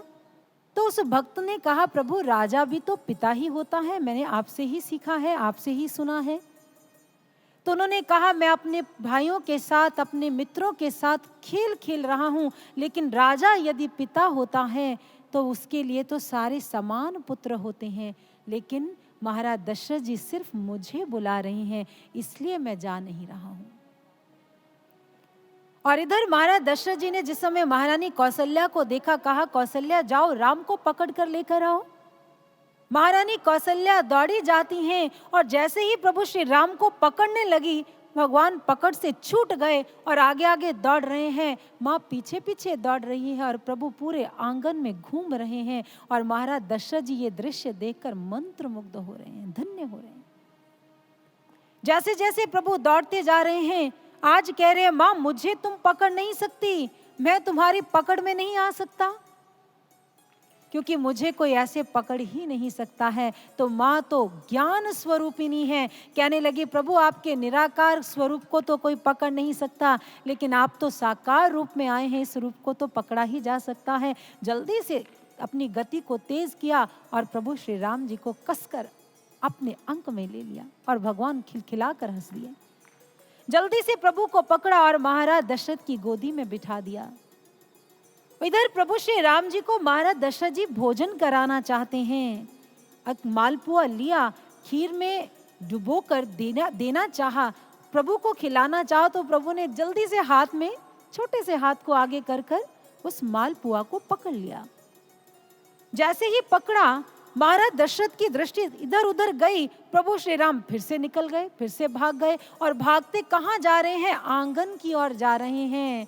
तुलसीदास जी ने जब ये दृश्य अपने अंदर देखा, उसने कहा, वाह प्रभु, स्वयं कुछ भी ग्रहण नहीं किया और अपने भक्तों को देने के लिए इतनी तेज गति से दौड़ते जा रहे हैं। आप सोचेंगे कौन सा भक्त? तो बाबा कहते हैं, आंगन में कागभुशुंडी जी प्रभु का इंतजार कर रहे हैं। मेरे प्रभु तो करुणालय वरुणालय प्रभु हैं। जल्दी से जाते हैं और मालपुआ कागभुशुंडी को देते हैं। और कागभुशुंडी की भी आदत है, रोज आते हैं और रोज ग्रहण करते हैं।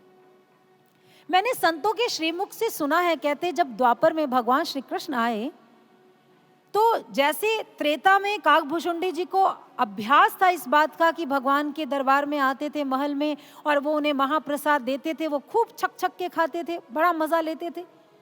तो एक बार वो गोकुल की गलियों में पहुंच गए भगवान श्री कृष्ण के गृह में, और जिस समय भगवान श्री कृष्ण ने देखा, पूछ लिया, अरे कागभुशुंडी यहाँ कैसे आना हुआ?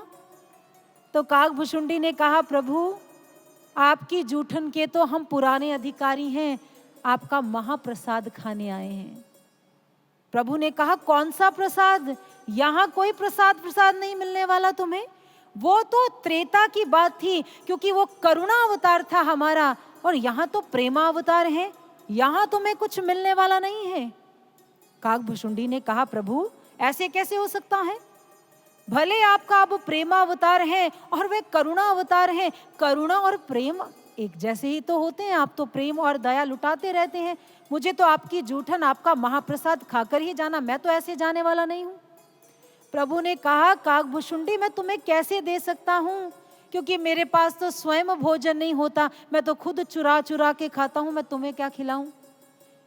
मैं तो खुद मौका देखता हूं, कोई भक्त आ जाए उसके हाथ से छुड़ा कर भाग जाऊं, तो कुछ मेरे पास होगा तो मैं तभी तुम्हें खिलाऊंगा ना। और याद रखना, यदि यहीं रहोगे, ऐसी लीलाएं देखोगे तो भ्रमित हो जाओगे, जैसे ब्रह्मा जी भ्रमित हो गए थे। आज भगवान श्री कृष्ण एक लीला को याद कर रहे हैं।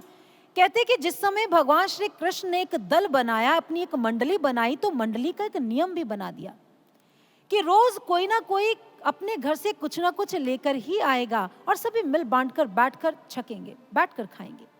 अब क्या हुआ? रोज कोई मालपुआ लेकर आता, कोई खीर पूरी लेकर आता। कहीं मुख में पानी तो नहीं आ गया आप लोगों के?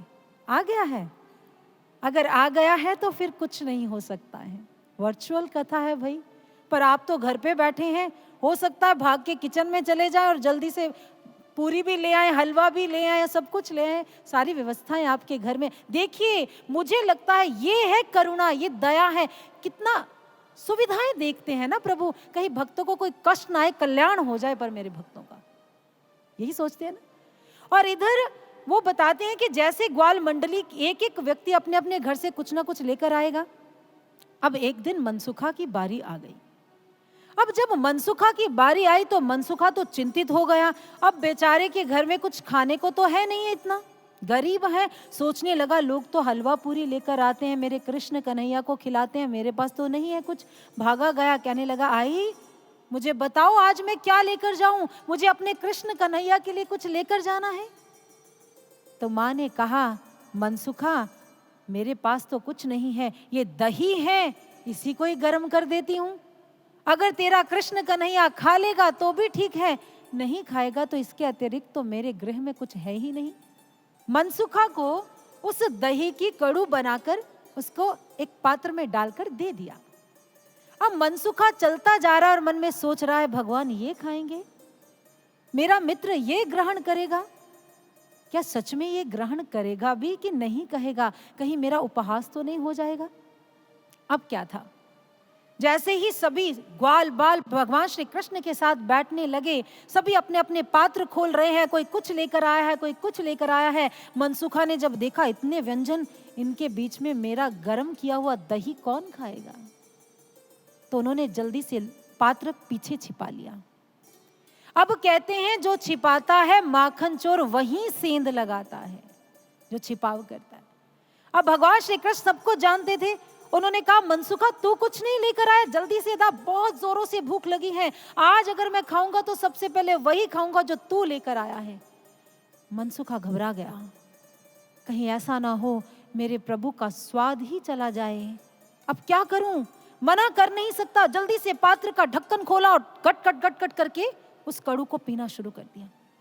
भगवान जल्दी से आ गया, हाथ पकड़ लिया, अरे मनसुखा तुम नहीं पी सकते, ये मेरा है, मुझे पीना है। इतना करते करते मनसुखा ने सारी की सारी कड़ू को पी लिया और कुछ उनके वस्त्रों पर गिर गई, कुछ हाथों पर लग गई। भगवान ने कहा तुम तो बड़े स्वार्थी हो, इतना स्वादिष्ट व्यंजन खुद ही खा गए, और भगवान उसके हाथों को चाटने लग गए। धन्य है प्रभु। भगवान उसके वस्त्रों को चाटने लगे और जैसे ही चाटा कहने लगे आह, ऐसी संतुष्टि, ऐसा संतोष तो मुझे कभी कहीं मिला ही नहीं मनसुखा। इतना स्वादिष्ट भोजन था तुम्हारा, इतना स्वादिष्ट। मनसुखा की आंखों में आंसू आ गए। भगवान श्री कृष्ण कहने लगे कागभुशुंडी, मैं तो खुद ऐसे खाता हूं, खाता भी नहीं हूं, कभी कभी चाटना पड़ता है, तो तुम्हें क्या खिलाऊं। तो उसने कहा अच्छा प्रभु ये बात है, यदि आपने इस अवतार में अपना नियम बदल लिया है तो मैं भी थोड़ी नीति बदल लेता हूं। तो प्रभु ने कहा तुम क्या करोगे। तो उन्होंने कहा प्रभु यदि आप चुरा चुरा कर खाते हो तो मैं भी आपसे छीन के खा लूंगा। और भगवान श्री कृष्ण के हाथ में माखन और रोटी होती है, धूरी धरी अति शोभित श्याम ज्यों, तैसी बनी सिर सुंदर चोटी, खेलत खात फिरे अंगना पग पैजनिया, कटी पीरी खचोटी, वा छवि को रस खान बिलोकत, वारद काम कला निधि कोटी, वा सखी को क्या भाग कहें, हरि हाथ सो ले गयो माखन रोटी, हरि हाथ सो ले गयो माखन रोटी। आज वो कागभुशुंडी जी माखन रोटी को पकड़ा, छीना और उड़कर चला गया। और बाबा कहते हैं इस प्रकार से हर युग में भगवान अलग अलग लीलाएं करते हैं। यूं तो कागभुशुंडी को विस्तार से प्रभु अपने प्रभुत्व का दर्शन कराते हैं, लेकिन समय अभाव है, अन्यथा आपसे वो लीला जरूर साझा करते। और इस प्रकार गोस्वामी तुलसीदास जी कथा का विस्तार करते हुए कहते हैं समय व्यतीत होता गया और जैसे ही प्रभु श्री राम थोड़े बड़े हुए, गुरु वशिष्ठ जी के पास महाराज दशरथ जी जाते हैं और कहते हैं आप इनकी शिक्षा प्रारंभ करें, इनका उपनयन संस्कार करें, जिससे कि ये अपनी कलाओं को, गुणों को और किस प्रकार से गुरुकुल में शिक्षाओं को अर्जित करना है वो सारा संस्कार, वो व्यवहार सीख सकें।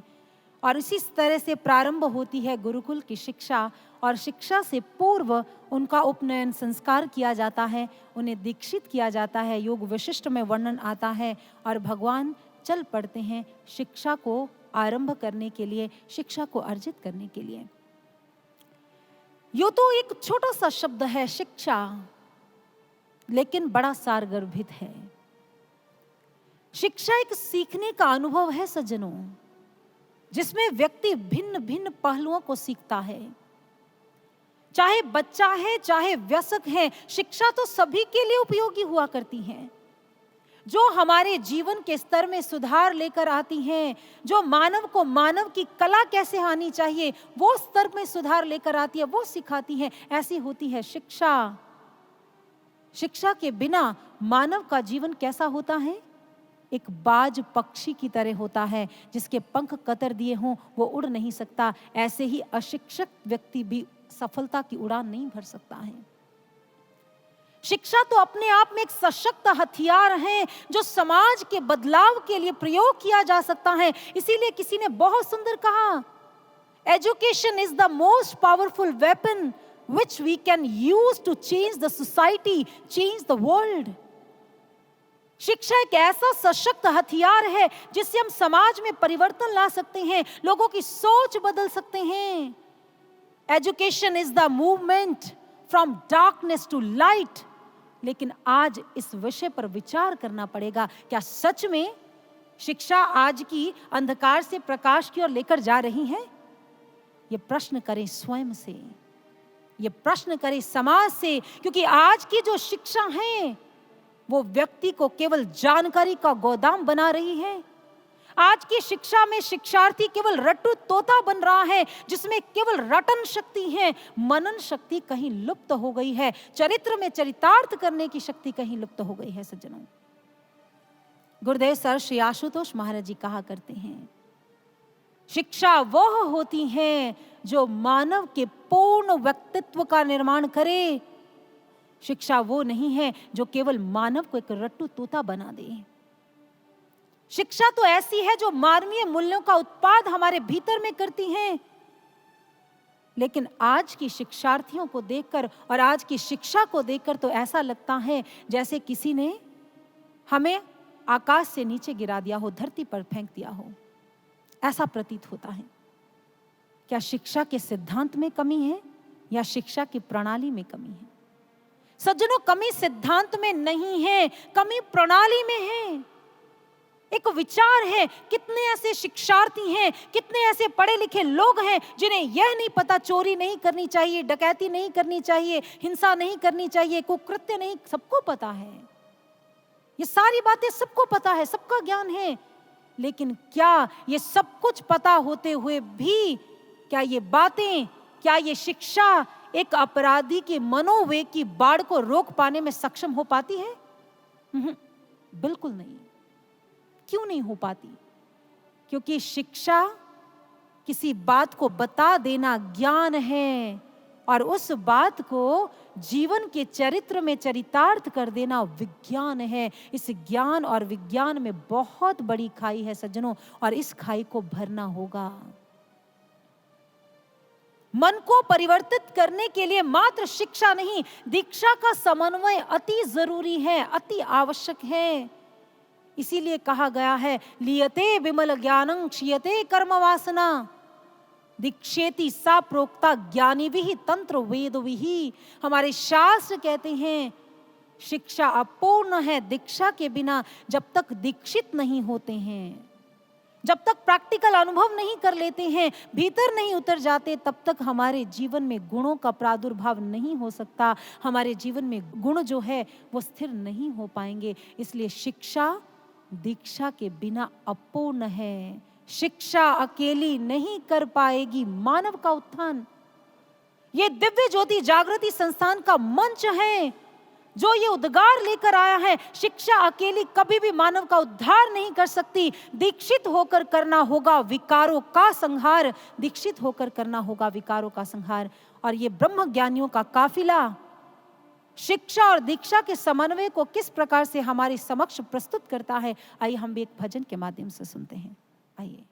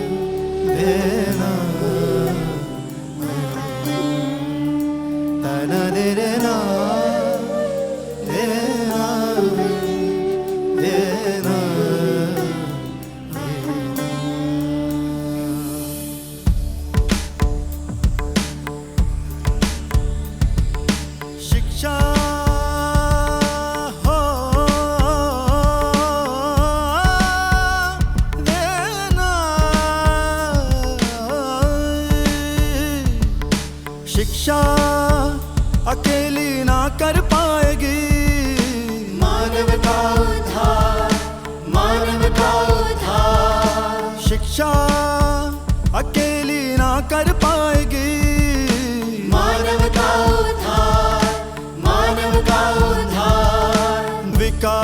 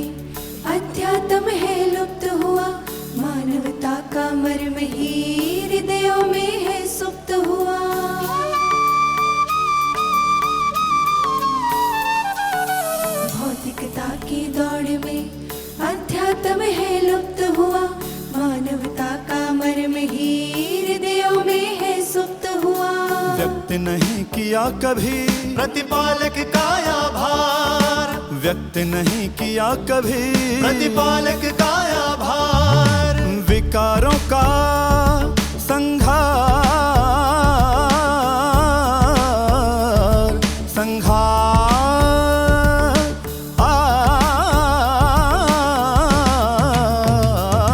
घनघोर है हर ओर है अज्ञानता की काली रातें, छा रहा मंडरा रहा दुर्भावों का ये कैसा धुआं। ये कर्म है ये धर्म है सब जागो सोना अब नहीं, सद्ज्ञान का सूरज बनो तम सोख लो ये और न फैले।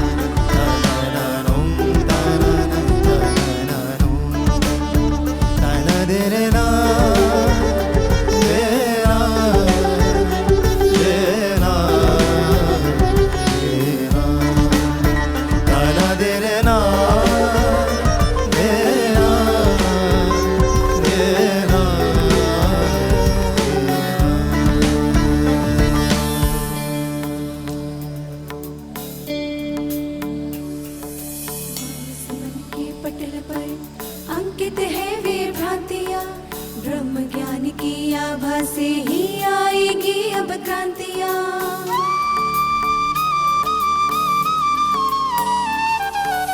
मानस मन के पटल पर अंकित है वे भ्रांतियाँ, ब्रह्म ज्ञान की आभा से ही आएगी अब क्रांतियाँ। जड़ से उन्मूलित होगा विकारों का विस्तार, जड़ से उन्मूलित होगा विकारों का विस्तार। विकारों का संहार,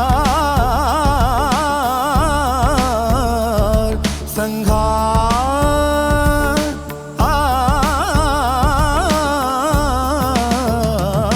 घनघोर है हर ओर है अज्ञानता की काली रातें, छा रहा मंडरा रहा दुर्भावों का ये कैसा धुआं। ये कर्म है ये धर्म है सब जागो सोना अब नहीं, सद्ज्ञान का सूरज बनो दम सोख लो ये और न फैले। घोर है हर ओर है अज्ञानता की काली रातें, छा रहा मंडरा रहा दुर्भावों का ये कैसा धुआं। ये कर्म है ये धर्म है सब जागो सोना अब नहीं, सद्ज्ञान का सूरज बनो तम सोख लो ये और न फैले।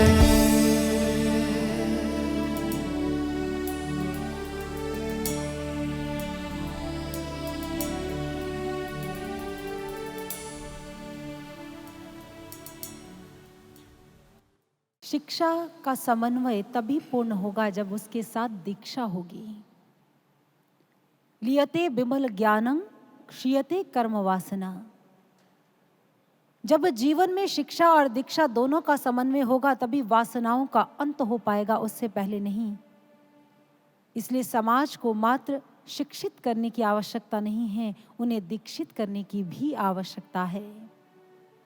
और ऐसी ही शिक्षा को कर्म रूप में लाने के लिए दिव्य ज्योति जागृति संस्थान की ओर से हमारा एक प्रकल्प चलाया जा रहा है, मंथन का प्रकल्प।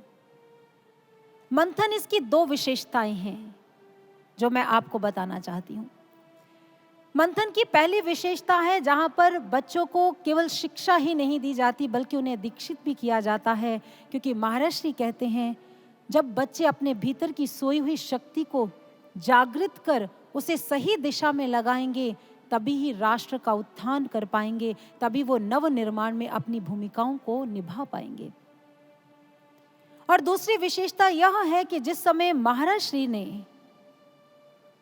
कुछ ऐसे बच्चों को देखा जो पढ़ना जानते हैं और चाहते हैं, उनमें कैपेबिलिटी है लेकिन सामर्थ्य नहीं है, और गुरुदेव सर श्री आशुतोष महाराज जी ने यह अभियान प्रारंभ किया। ये प्रकल्प उन बच्चों को समर्पित है जो या तो पढ़ाई छोड़ चुके हैं या छोड़ने की कगार पर है। गुरुदेव सर श्री आशुतोष महाराज जी की कृपा से उन बच्चों को होलिस्टिक एजुकेशन दी जाती है और उन्हें शिक्षा और दीक्षा के समन्वय से उनके संपूर्ण व्यक्तित्व का गठन किया जाता है, क्योंकि महाराज जी कहते हैं यदि ये बच्चे पढ़ेंगे नहीं, यदि इनको दीक्षित नहीं किया जाएगा, इन्हें शिक्षित नहीं किया जाएगा, तो ये समाज में आतंकवाद जैसी गतिविधियों में अपना योगदान देंगे। ये वही बच्चे होंगे जो बड़े होकर चोर बनेंगे, जो ठग बनेंगे, जो कुकृत्यों में अपना योगदान देंगे। इसलिए बच्चों को शिक्षित करना बहुत जरूरी है, और केवल शिक्षित नहीं, दीक्षित भी उतना ही जरूरी है। इसीलिए शिक्षा और दीक्षा के समन्वय को ये मंथन प्रोजेक्ट लेकर आया है।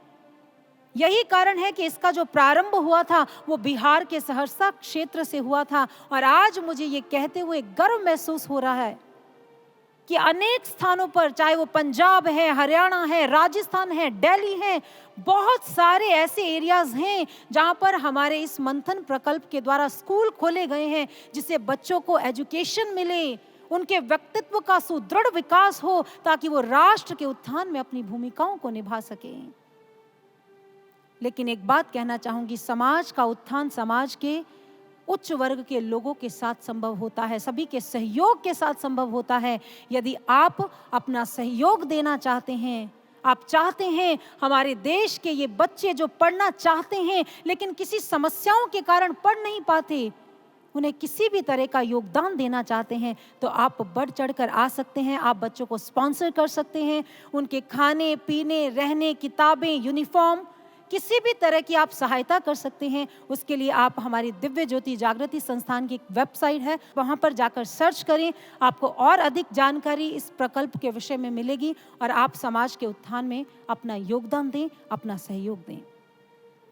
और गोस्वामी तुलसीदास जी कहते हैं कि इस प्रकार प्रभु श्री राम जी चल पड़ते हैं अपने भाइयों के सहित गुरुकुल में, जहां उनका सबसे पहले उपनयन संस्कार होता है और उन्हें दीक्षित करने के पश्चात उनकी शिक्षा प्रारंभ होती है। बाबा लिखते हैं रामचरितमानस में, अल्पकाल विद्या सब पाई।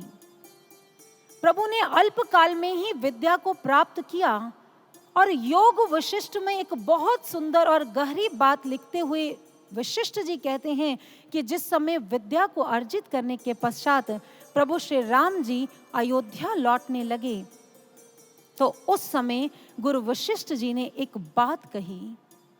कहने लगे, राम, तुम यहां से शिक्षा को अर्जित कर वापस लौट रहे हो, जो कुछ भी गुरुकुल से सीखा है उसे राष्ट्र की सेवा में लगा दो। हे राम, इस गुरुकुल में जो कुछ भी तुमने अर्जित किया है राष्ट्र के उत्थान में लगा दो, क्योंकि अब तुम सक्षम हो राष्ट्र का उत्थान करने में। हे रघुकुल के शिरोमणि, संपूर्ण आर्यावर्त भूमि तुम्हारे लिए प्रतीक्षारत है, तुम्हारी प्रतीक्षा कर रही है। इसलिए हे राम, इस आर्य भूमि को नई ऊंचाइयों तक लेकर जाओ। अब ये तुम्हारा कर्तव्य है, जाकर राष्ट्र की सेवा में अपनी भूमिकाओं निभाओ। योग वशिष्ठ के इस उद्घोष को सुनकर मुझे याद आ रहा है आचार्य चाणक्य का वो स्वर जो तक्षशिला के गुरुकुल समारोह में गूंजा था। आचार्य चाणक्य ने कहा था, हे मेरे भारत भूमि के संतानों, तुम बेहद सौभाग्यशाली हो, क्योंकि तप, त्याग और शौर्य का पाठ पढ़ाने वाली भारत भूमि, जो कला, ज्ञान और विज्ञान का अकूत भंडार है, तुम उसकी संतति हो। इसलिए इस तक्षशिला से निकलकर हे मेरी मातृभूमि की संतानों, मातृभूमि की सेवा के लिए सज्ज हो जाओ। आचार्य चाणक्य ने कहा था, आज इस गुरुकुल से मैं किसी भी मगध, कुरु या पांचाल का निवासी बनकर किसी को जाने नहीं दूंगा। आज इस गुरुकुल से यदि कोई जाएगा तो केवल एक सच्चा भारतीय जाएगा, केवल भारतीय जाएगा। आचार्य चाणक्य ने कहा था, भले हमारी मातृभूमि कितने ही क्षेत्रों में बटी क्यों ना हो, लेकिन याद रहे इन क्षेत्रों पर खिंची हुई लकीरें मातृभूमि की संतानों को कभी बांट ना पाए। जब भी आप इस गुरुकुल से बाहर निकलो तो संग छद्वम का घोष इतनी बुलंदी से गाना कि गुरुकुल के आचार्यों को भी सुकून मिल सके। इन घटनाओं से आपको इस बात का अंदाजा तो हो ही गया होगा कि किस प्रकार से हमारे गुरुकुलों में गठन किया जाता था देशभक्तों का, देश प्रेमियों का। ऐसे देशभक्त जिनके सामने कोई परिस्थिति मायने नहीं रखती थी, जिन्होंने अपने स्वार्थ से बढ़कर देश को रखा। जब भी देश और देशभक्ति की बात आती है ना सज्जनों, तो हमारे दिल और दिमाग जोशो जुनून से भर जाया करते हैं। लेकिन एक सच्चा देशभक्त वही होता है जो सदैव देश के लिए अपने आप को कुर्बान कर देता है, आहुति बनकर जलता है, देश और राष्ट्र के नव निर्माण में अपनी भूमिकाएं निभाता है, और जिसके हृदय में केवल एक ही भाव रहते हैं, हर वक्त मेरी आंखों में धरती का स्वप्न हो, जब भी मैं मरूं तो तिरंगा मेरा कफन हो, और कुछ ख्वाहिश नहीं है जिंदगी से मुझे, जब भी मैं जन्मूं तो भारत मेरा वतन हो, भारत मेरा वतन हो, बस भारत मेरा वतन हो। ऐसे होते हैं देशभक्त।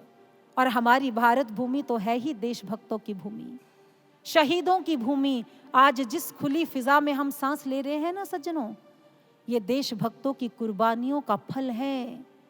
उन्होंने क्रांति की धधकती हुई मशाल को बरकरार रखने के लिए अपने आप को ईंधन सा जलाया है, अपने आप को कुर्बान किया है, अपने सुख, अपनी समृद्धि, अपनी इच्छाएं, अपनी कामनाओं की बलि दी है। फिर जाकर हम इस खुले स्वतंत्र आकाश में सांस ले पा रहे हैं। ऐ मेरे वतन के लोगों, जरा आंख में भर लो पानी, जो शहीद हुए हैं उनकी जरा याद करो कुर्बानी। आज उन जवानी को याद करना पड़ेगा जो स्वतंत्रता संग्राम में अपने आप को उन्होंने स्वाह कर लिया था, दाह कर लिया था। याद आए भगत सिंह, याद आए राजगुरु सुखदेव, याद आए चंद्रशेखर आजाद, शिवाजी मराठा, झांसी की रानी।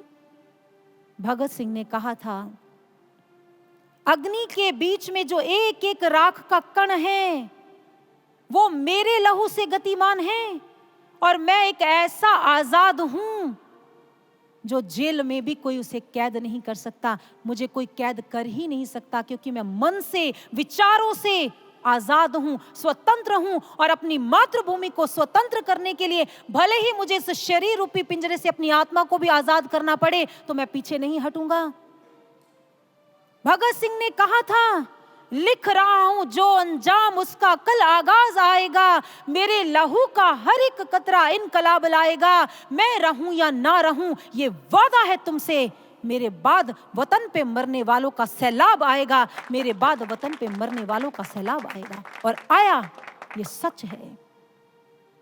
याद आया आपको वो कन्हई जिसकी इतनी आयु भी नहीं है, और कथा कहती है, कहानी कहती है, इतिहास कहता है कि कन्हई जो अभी बीए की परीक्षा देकर ही आया था, अभी उसका रिजल्ट भी नहीं आया कि क्या हुआ, मनी कतला बम केस में उसने अपना जलाल दिखा दिया और उसे कुछ क्रांतिकारी भाइयों के साथ जेल में ठूस दिया गया। इतिहास कहता है कि अपने दिग्गज क्रांतिकारी भाइयों पर आंच ना आए, इसलिए जो गवाह बना था कन्हई ने क्या किया, उसको गोली मार दी, और जिसके लिए उसे फांसी की सजा सुना दी गई। कहते जिस दिन कन्हई को फांसी की सजा होनी थी, उसी दिन उनका रिजल्ट आ गया और वे प्रथम श्रेणी में पास हुए। जब कन्हई की मां हाथ में डिग्री लेकर कन्हई के पास गई और उसको कहा, देखो तुम्हारी डिग्री आ गई है, तुम अव्वल आए हो, तो कन्हई ने जल्दी से डिग्री को पकड़ लिया और कहने लगा, मां आज इस डिग्री को मेरी चिता के साथ जलाना मत भूलना, क्योंकि जब मैं ऊपर जाऊंगा अपने शहीद भाइयों से मिलूंगा तो मैं उनको कहूंगा, देखो मैं अव्वल आया हूं, मैं अव्वल आया हूं। वो कितने प्रसन्न होंगे। वो चिराग हूं मैं जो हर तूफान जलता हूं, महबूबे वतन की खातिर सीना तान चलता हूं, मुझे क्या मारोगे ऐ मेरे दुश्मन, मैं बसा के सीने में हिंदुस्तान चलता हूं, मैं बसा के सीने में हिंदुस्तान चलता हूं। ऐसे देशभक्तों को भला कौन मार सकता है। हम याद करें उनकी कुर्बानियों को, हम याद करें उनकी क्रांति को, हम याद करें उन नगमों को, उन तरानों को जो सदैव उनके होठों पर सजे रहते थे। सौदाई हैं हम, डाल दो हम पर लोहे की बेड़ियां, सोने के जेवरों में वो झनकार ना होगी जब तक ना सींचेंगे अपने लहू से। खेती वतन की मेरे दोस्तों गुले गुलजार ना होगी, खेती वतन की मेरे दोस्तों गुले गुलजार ना होगी। ऐसा जज्बा, लेकिन आज वो जज्बा कहीं लुप्त होता दिखाई दे रहा है।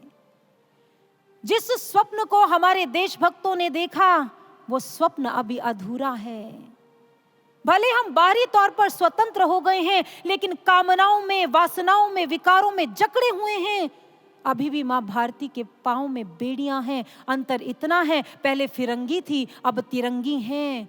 हमें उठना होगा सज्जनों, देश की सुरक्षा के लिए उठना होगा, देश के लिए बढ़ना होगा और ऐसी क्रांति का आगाज करना होगा, अध्यात्म क्रांति का आगाज, जो मन की कुरीतियों के विरुद्ध हो, जो दुर्भावनाओं के विरुद्ध हो। और इस समय, आज के समय में इस क्रांति की भूमि भारत नहीं, भारतीयों के हृदय होने चाहिए। इस क्रांति के लिए अस्त्र शस्त्र, हिंसा या अहिंसा नहीं सज्जनों, ब्रह्म ज्ञान रूपी अस्त्र होना चाहिए। एक बार गुरुदेव सर श्री आशुतोष महाराज जी से किसी ने पूछा, महर्षि राष्ट्र सेवा बड़ी होती है या आत्म कल्याण की? तो महाराज जी ने कहा, निस्संदेह राष्ट्र सेवा बड़ी होती है, लेकिन आत्म कल्याण के बिना राष्ट्र सेवा हो ही नहीं सकती है। जब आप सकारात्मक होंगे, अध्यात्म की किरणों से विभूषित होंगे, तभी तो स्वार्थों से ऊपर उठकर राष्ट्र के विषय में सोच पाएंगे।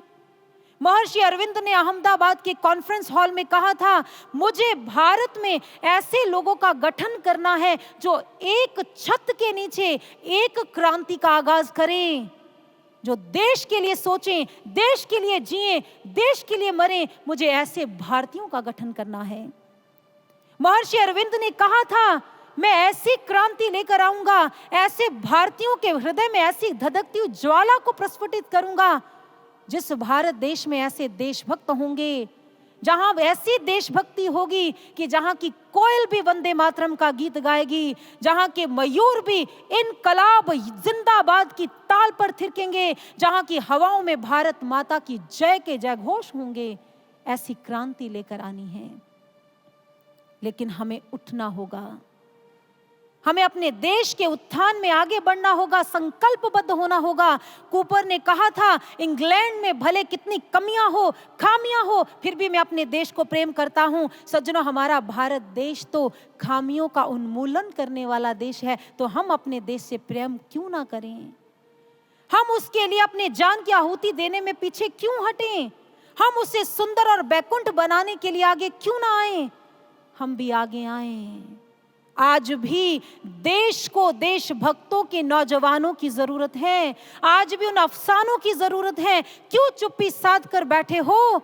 मेरे भारत को मेरे भारत के नौजवानों की जरूरत है, मेरे भारत को मेरे भारत के नौजवानों की जरूरत है। ऐसे नौजवान जो आज सरहदों पर खड़े हुए हैं और देश के लिए अपने प्राणों की आहुति देने में भी पीछे नहीं हट रहे हैं। ऐसे नौजवानों की जरूरत है जो यही कहते हैं, ना भूले हैं न भूलेंगे, आसमां को भी छू लेंगे, फिर से फांसी का झूला जो पड़ी जरूरत झूलेंगे, पड़ी जरूरत झूलेंगे, पड़ी जरूरत झूलेंगे।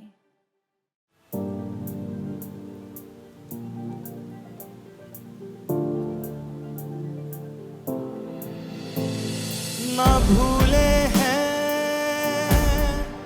ना भूलेंगे, आसमां को भी छू लेंगे, फिर से फांसी का झूला जो पड़ी जरूरत झूलेंगे। नस नस में है दौड़ रहा जो लावा है वो खून नहीं, गर्दिश में घबरा जाए वो डर होता जुनून नहीं। यारों फिर से बासंती रंग रंगने को तैयार खड़े, हाँ हम हिंदुस्तान की यारों बन कर के दीवार खड़े। आबाद रहे आजाद रहे हिंदुस्तान, आबाद रहे आजाद रहे हिंदुस्तान।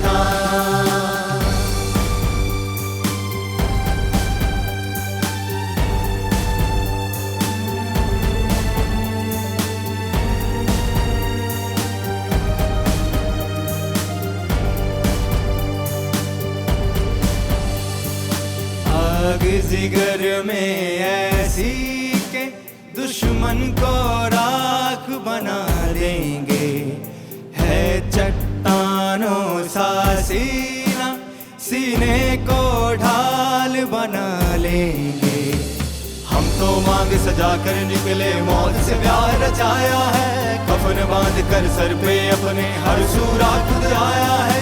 यारो फिर से बासंती रंग रंगने को तैयार खड़े, हाँ हम हिंदुस्तान की यारो बन कर के दीवार खड़े। आबाद रहे आबाद रहे, आजाद रहे हिंदुस्तान, आबाद रहे आबाद रहे, आजाद रहे हिंदुस्तान।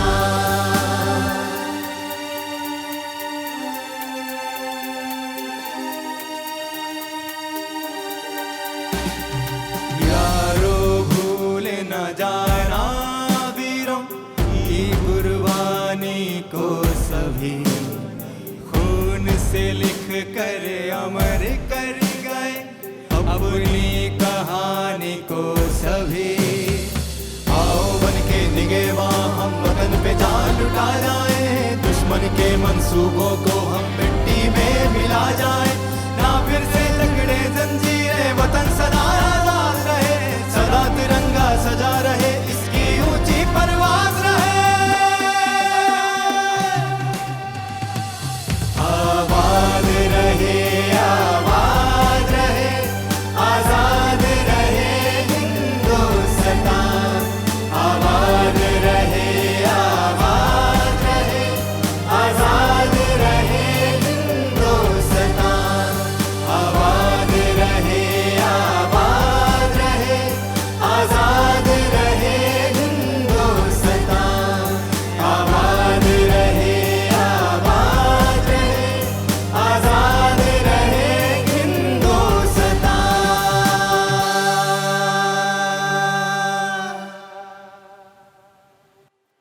और इस प्रकार से गोस्वामी तुलसीदास जी बताते हैं कि कैसे गुरुकुलों में देशभक्तों का गठन होता है, और प्रभु श्री राम जी की कथा भी हमें प्रभु भक्त और देशभक्त ही बनाना सिखाती है। जब हम स्व से जागृत होंगे तभी हम प्रभु भक्त और देशभक्त बन पाएंगे। और आज के लिए इतना ही, समय इजाज़त नहीं देता कि एक शब्द भी और कहा जाए। अंत में गुरुदेव परम श्रद्धेय सर्व श्री आशुतोष महाराज जी के चरणों में नमन अर्पित करती हुई मैं अपनी वाणी को यहीं पर विराम देना चाहूंगी। बोलिए सर्व श्री आशुतोष महाराज जी की जय, सच्चे दरबार की जय। धन्यवाद।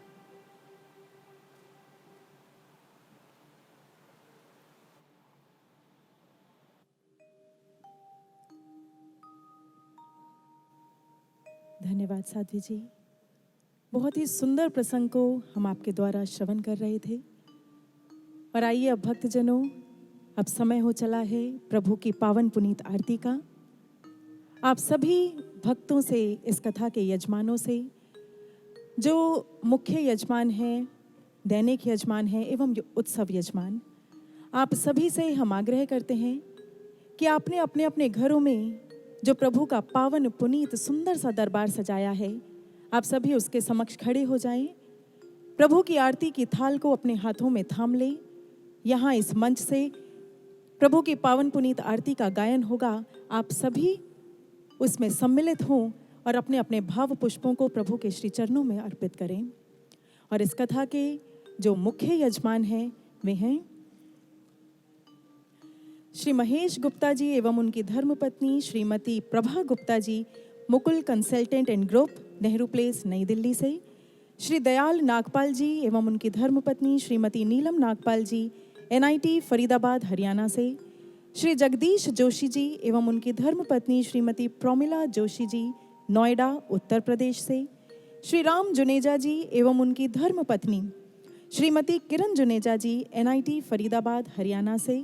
श्री राकेश नागपाल जी एवं उनकी धर्मपत्नी श्रीमती कविता नागपाल जी, NIT फरीदाबाद, हरियाणा से। श्रीमती हीरा गौड़ जी, साकेत, नई दिल्ली से।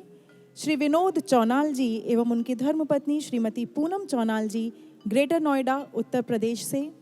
श्री राजेश डोगरा जी एवं उनकी धर्मपत्नी श्रीमती सोनिया डोगरा जी, नोएडा उत्तर प्रदेश से। श्री अवध प्रताप ओझा जी एवं उनकी धर्मपत्नी श्रीमती मंजरी ओझा जी, नोएडा उत्तर प्रदेश से। श्री कांशीराम खोखर जी एवं उनकी धर्मपत्नी श्रीमती इंदिरा देवी जी, नरेला, दिल्ली से। श्री सोहंग गुप्ता जी एवं उनकी धर्मपत्नी श्रीमती संतोष गुप्ता जी, सीआर पार्क, दिल्ली से। श्री चंदन नागपाल जी और उनकी धर्मपत्नी श्रीमती दिया नागपाल जी, एनआईटी, फरीदाबाद, हरियाणा से।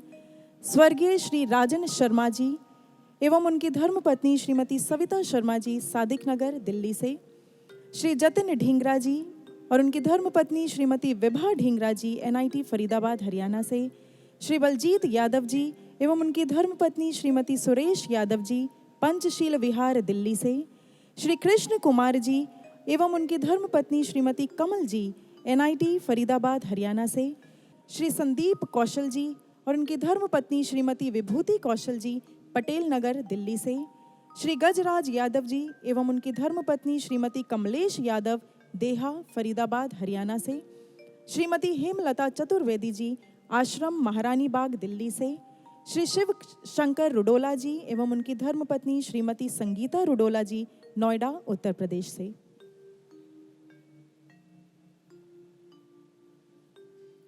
और इस कथा के जो उत्सव यजमान हैं वे हैं श्री गिरीश चंद्र जी पाटनी एवं उनकी धर्मपत्नी श्रीमती भावना पाटनी जी, आरके पुरम, दिल्ली से। श्री विजय कुमार जी एवं उनकी धर्मपत्नी श्रीमती अनीता कुमार जी, स्वामीनगर, दिल्ली से।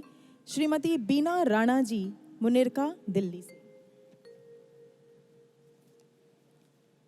इस कथा के दैनिक यजमान श्री महावीर सिंह जी एवं उनकी धर्मपत्नी श्रीमती शकुंतला देवी जी, कंझावला, दिल्ली से। श्रीमती पुष्पा देवी जी, कंझावला, दिल्ली से। श्री मलिक चंद महतो जी एवं उनकी धर्मपत्नी श्रीमती फूलवती देवी जी, शिव विहार, कराला, दिल्ली से। श्री उपेंद्र कुमार शर्मा जी एवं उनकी धर्मपत्नी श्रीमती कुसुम शर्मा जी, लोधी रोड, दिल्ली से। श्री राजेश कुमार शुक्ला जी एवं उनकी धर्मपत्नी श्रीमती वंदना शुक्ला जी, संगम विहार से। स्वर्गीय श्री राकेश कुमार दुबे जी एवं उनकी धर्मपत्नी श्रीमती आशा दुबे जी, दिल्ली से। श्री जतिन ढींगरा जी एवं उनकी धर्मपत्नी श्रीमती चेतना ढींगरा जी, एनआईटी, फरीदाबाद से। श्री प्रदीप ढींगरा जी एवं उनकी धर्मपत्नी श्रीमती ज्योति ढींगरा जी, एनआईटी, फरीदाबाद, हरियाणा से। और आइए अब प्रभु की पावन पुनीत आरती हम आग्रह करते हैं मंच पर उपस्थित समस्त साधु समाज से एवं साध्वी बहनों से कि वह प्रभु की पावन पुनीत आरती का गायन करें। तो बोलिए सियावर रामचंद्र महाराज जी की जय, श्री कृष्ण बलदेव की जय, सच्चे दरबार की जय।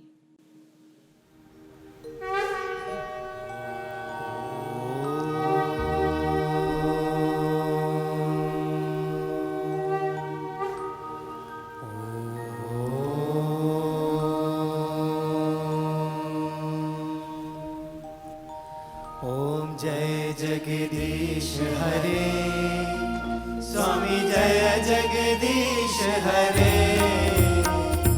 भक्त जनों के संकट, दास जनों के संकट, क्षण में दूर करे। हरि ओम जय जगदीश हरे।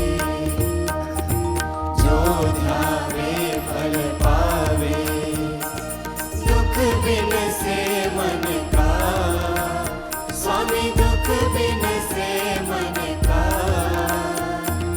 सुख संपत्ति घर आवे, सुख संपत्ति घर आवे, कष्ट मिटे तन का। हरि ओम जय जगदीश हरे। मात पिता तुम मेरे, शरण गहूँ मैं किसकी, स्वामी शरण गहूँ मैं किसकी। तुम बिन और न दूजा, प्रभु बिन और न दूजा, आस करूँ मैं जिसकी। हरि ओम जय जगदीश हरे। तुम पूर्ण परमात्मा, तुम अंतर्यामी, स्वामी तुम अंतर्यामी। पार ब्रह्म परमेश्वर,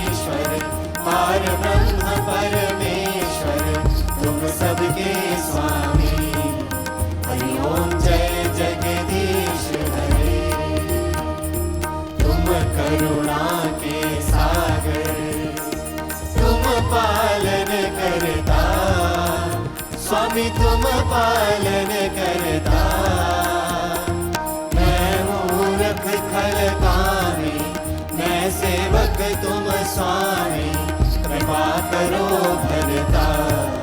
हरि ओम जय जगदीश हरे, तुम हो एक अगोचर, सबके प्राणपति, स्वामी सबके प्राणपति। किस विध मिलूं दयामय, किस विध मिलूं दयामय, तुमको मैं कुमति। हरि ओम जय जगदीश हरे, दीन बंधु दुख हरता, ठाकुर तुम मेरे, स्वामी रक्षक तुम मेरे। अपने हाथ उठाओ, अपनी शरण लगाओ, द्वार पड़ा मैं तेरे। हरि ओम जय जगदीश हरे, विषय विकार मिटाओ, पाप हरो देवा, स्वामी कष्ट हरो देवा। श्रद्धा भक्ति बढ़ाओ, श्रद्धा प्रेम बढ़ाओ, संतन की सेवा। हरि ओम जय जगदीश हरे, धन मन धन सब तेरा, स्वामी सब कुछ है तेरा, स्वामी सब कुछ है तेरा। तेरा तुझको अर्पण, प्रभु का प्रभु को अर्पण, क्या लागे मेरा। हरि ओम जय जगदीश हरे, श्याम सुंदर जी की आरती जो कोई नर गावे, हाँ जी प्रेम सहित गावे। कहत शिवानंद स्वामी, कहत हरिहर स्वामी, मनवांछित फल पावे।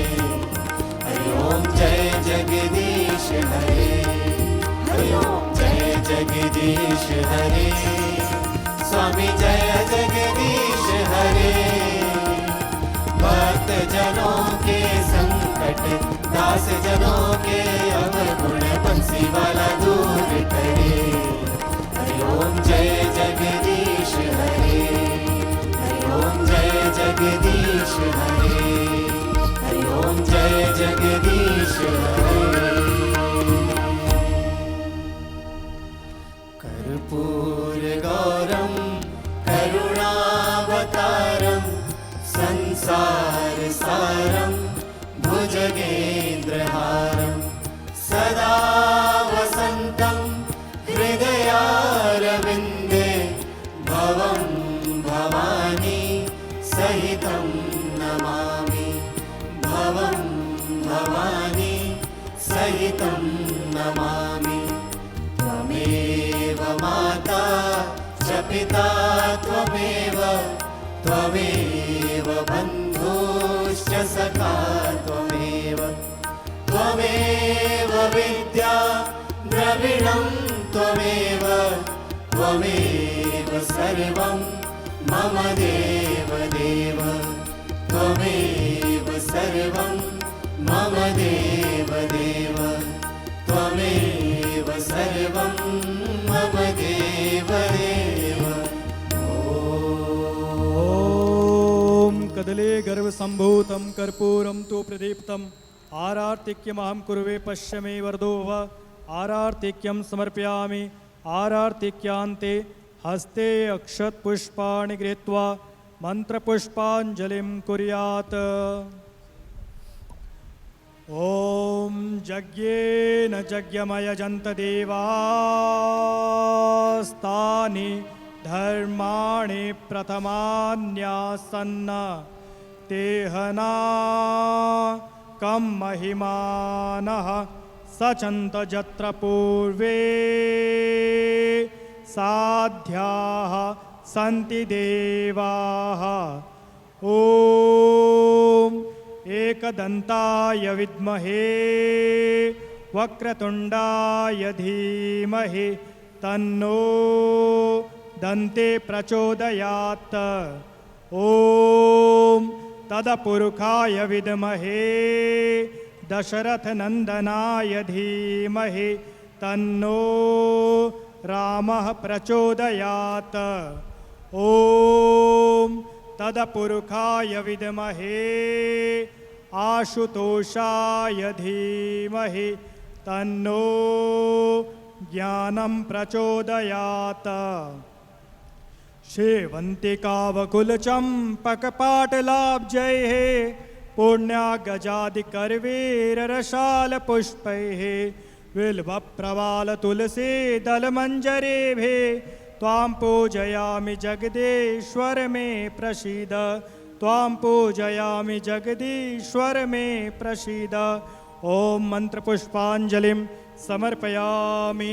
सर्वे भवन्तु सुखिनः, सर्वे सन्तु निरामयाः, सर्वे भद्राणि पश्यन्तु, मा कश्चित् दुःखभाग् भवेत्। सुखी बसे संसार सब, दुखिया रहे न कोई। इच्छा हम सबकी यही, भगवन पूरी होए। विद्या बुद्धि तेज बल सबके भीतर होए। दूध पूत धन धान्य से वंचित रहे न कोई। सबका भला करो भगवान, सबका सब विधि हो कल्याण। सबका भला करो भगवान, सबका सब विधि हो कल्याण।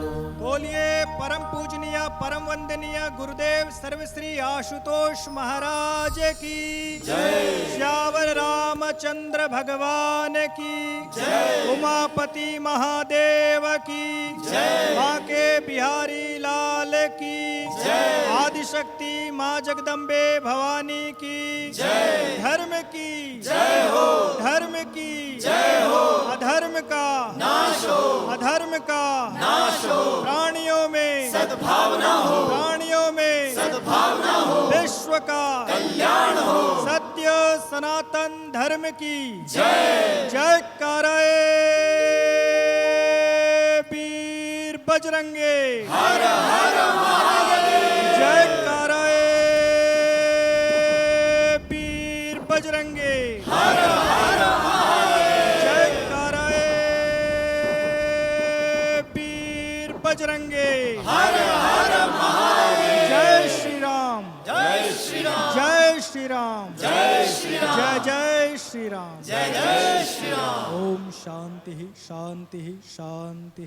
ओम स्वयं सहन कर पीड़ाएं, क्या क्या जग को सिखलाया। राजपाट को त्याग लाग, वो मित्र प्रेम भी आया। त्याग भाव सीखा जिससे ये, ऐसा चरित्र महान है। दशरथ नंदन जो जगवंदन, मर्यादा पुरुषोत्तम राम है। दशरथ नंदन जो जगवंदन, मर्यादा पुरुषोत्तम राम है। दशरथ नंदन जो जगवंदन, मर्यादा पुरुषोत्तम राम।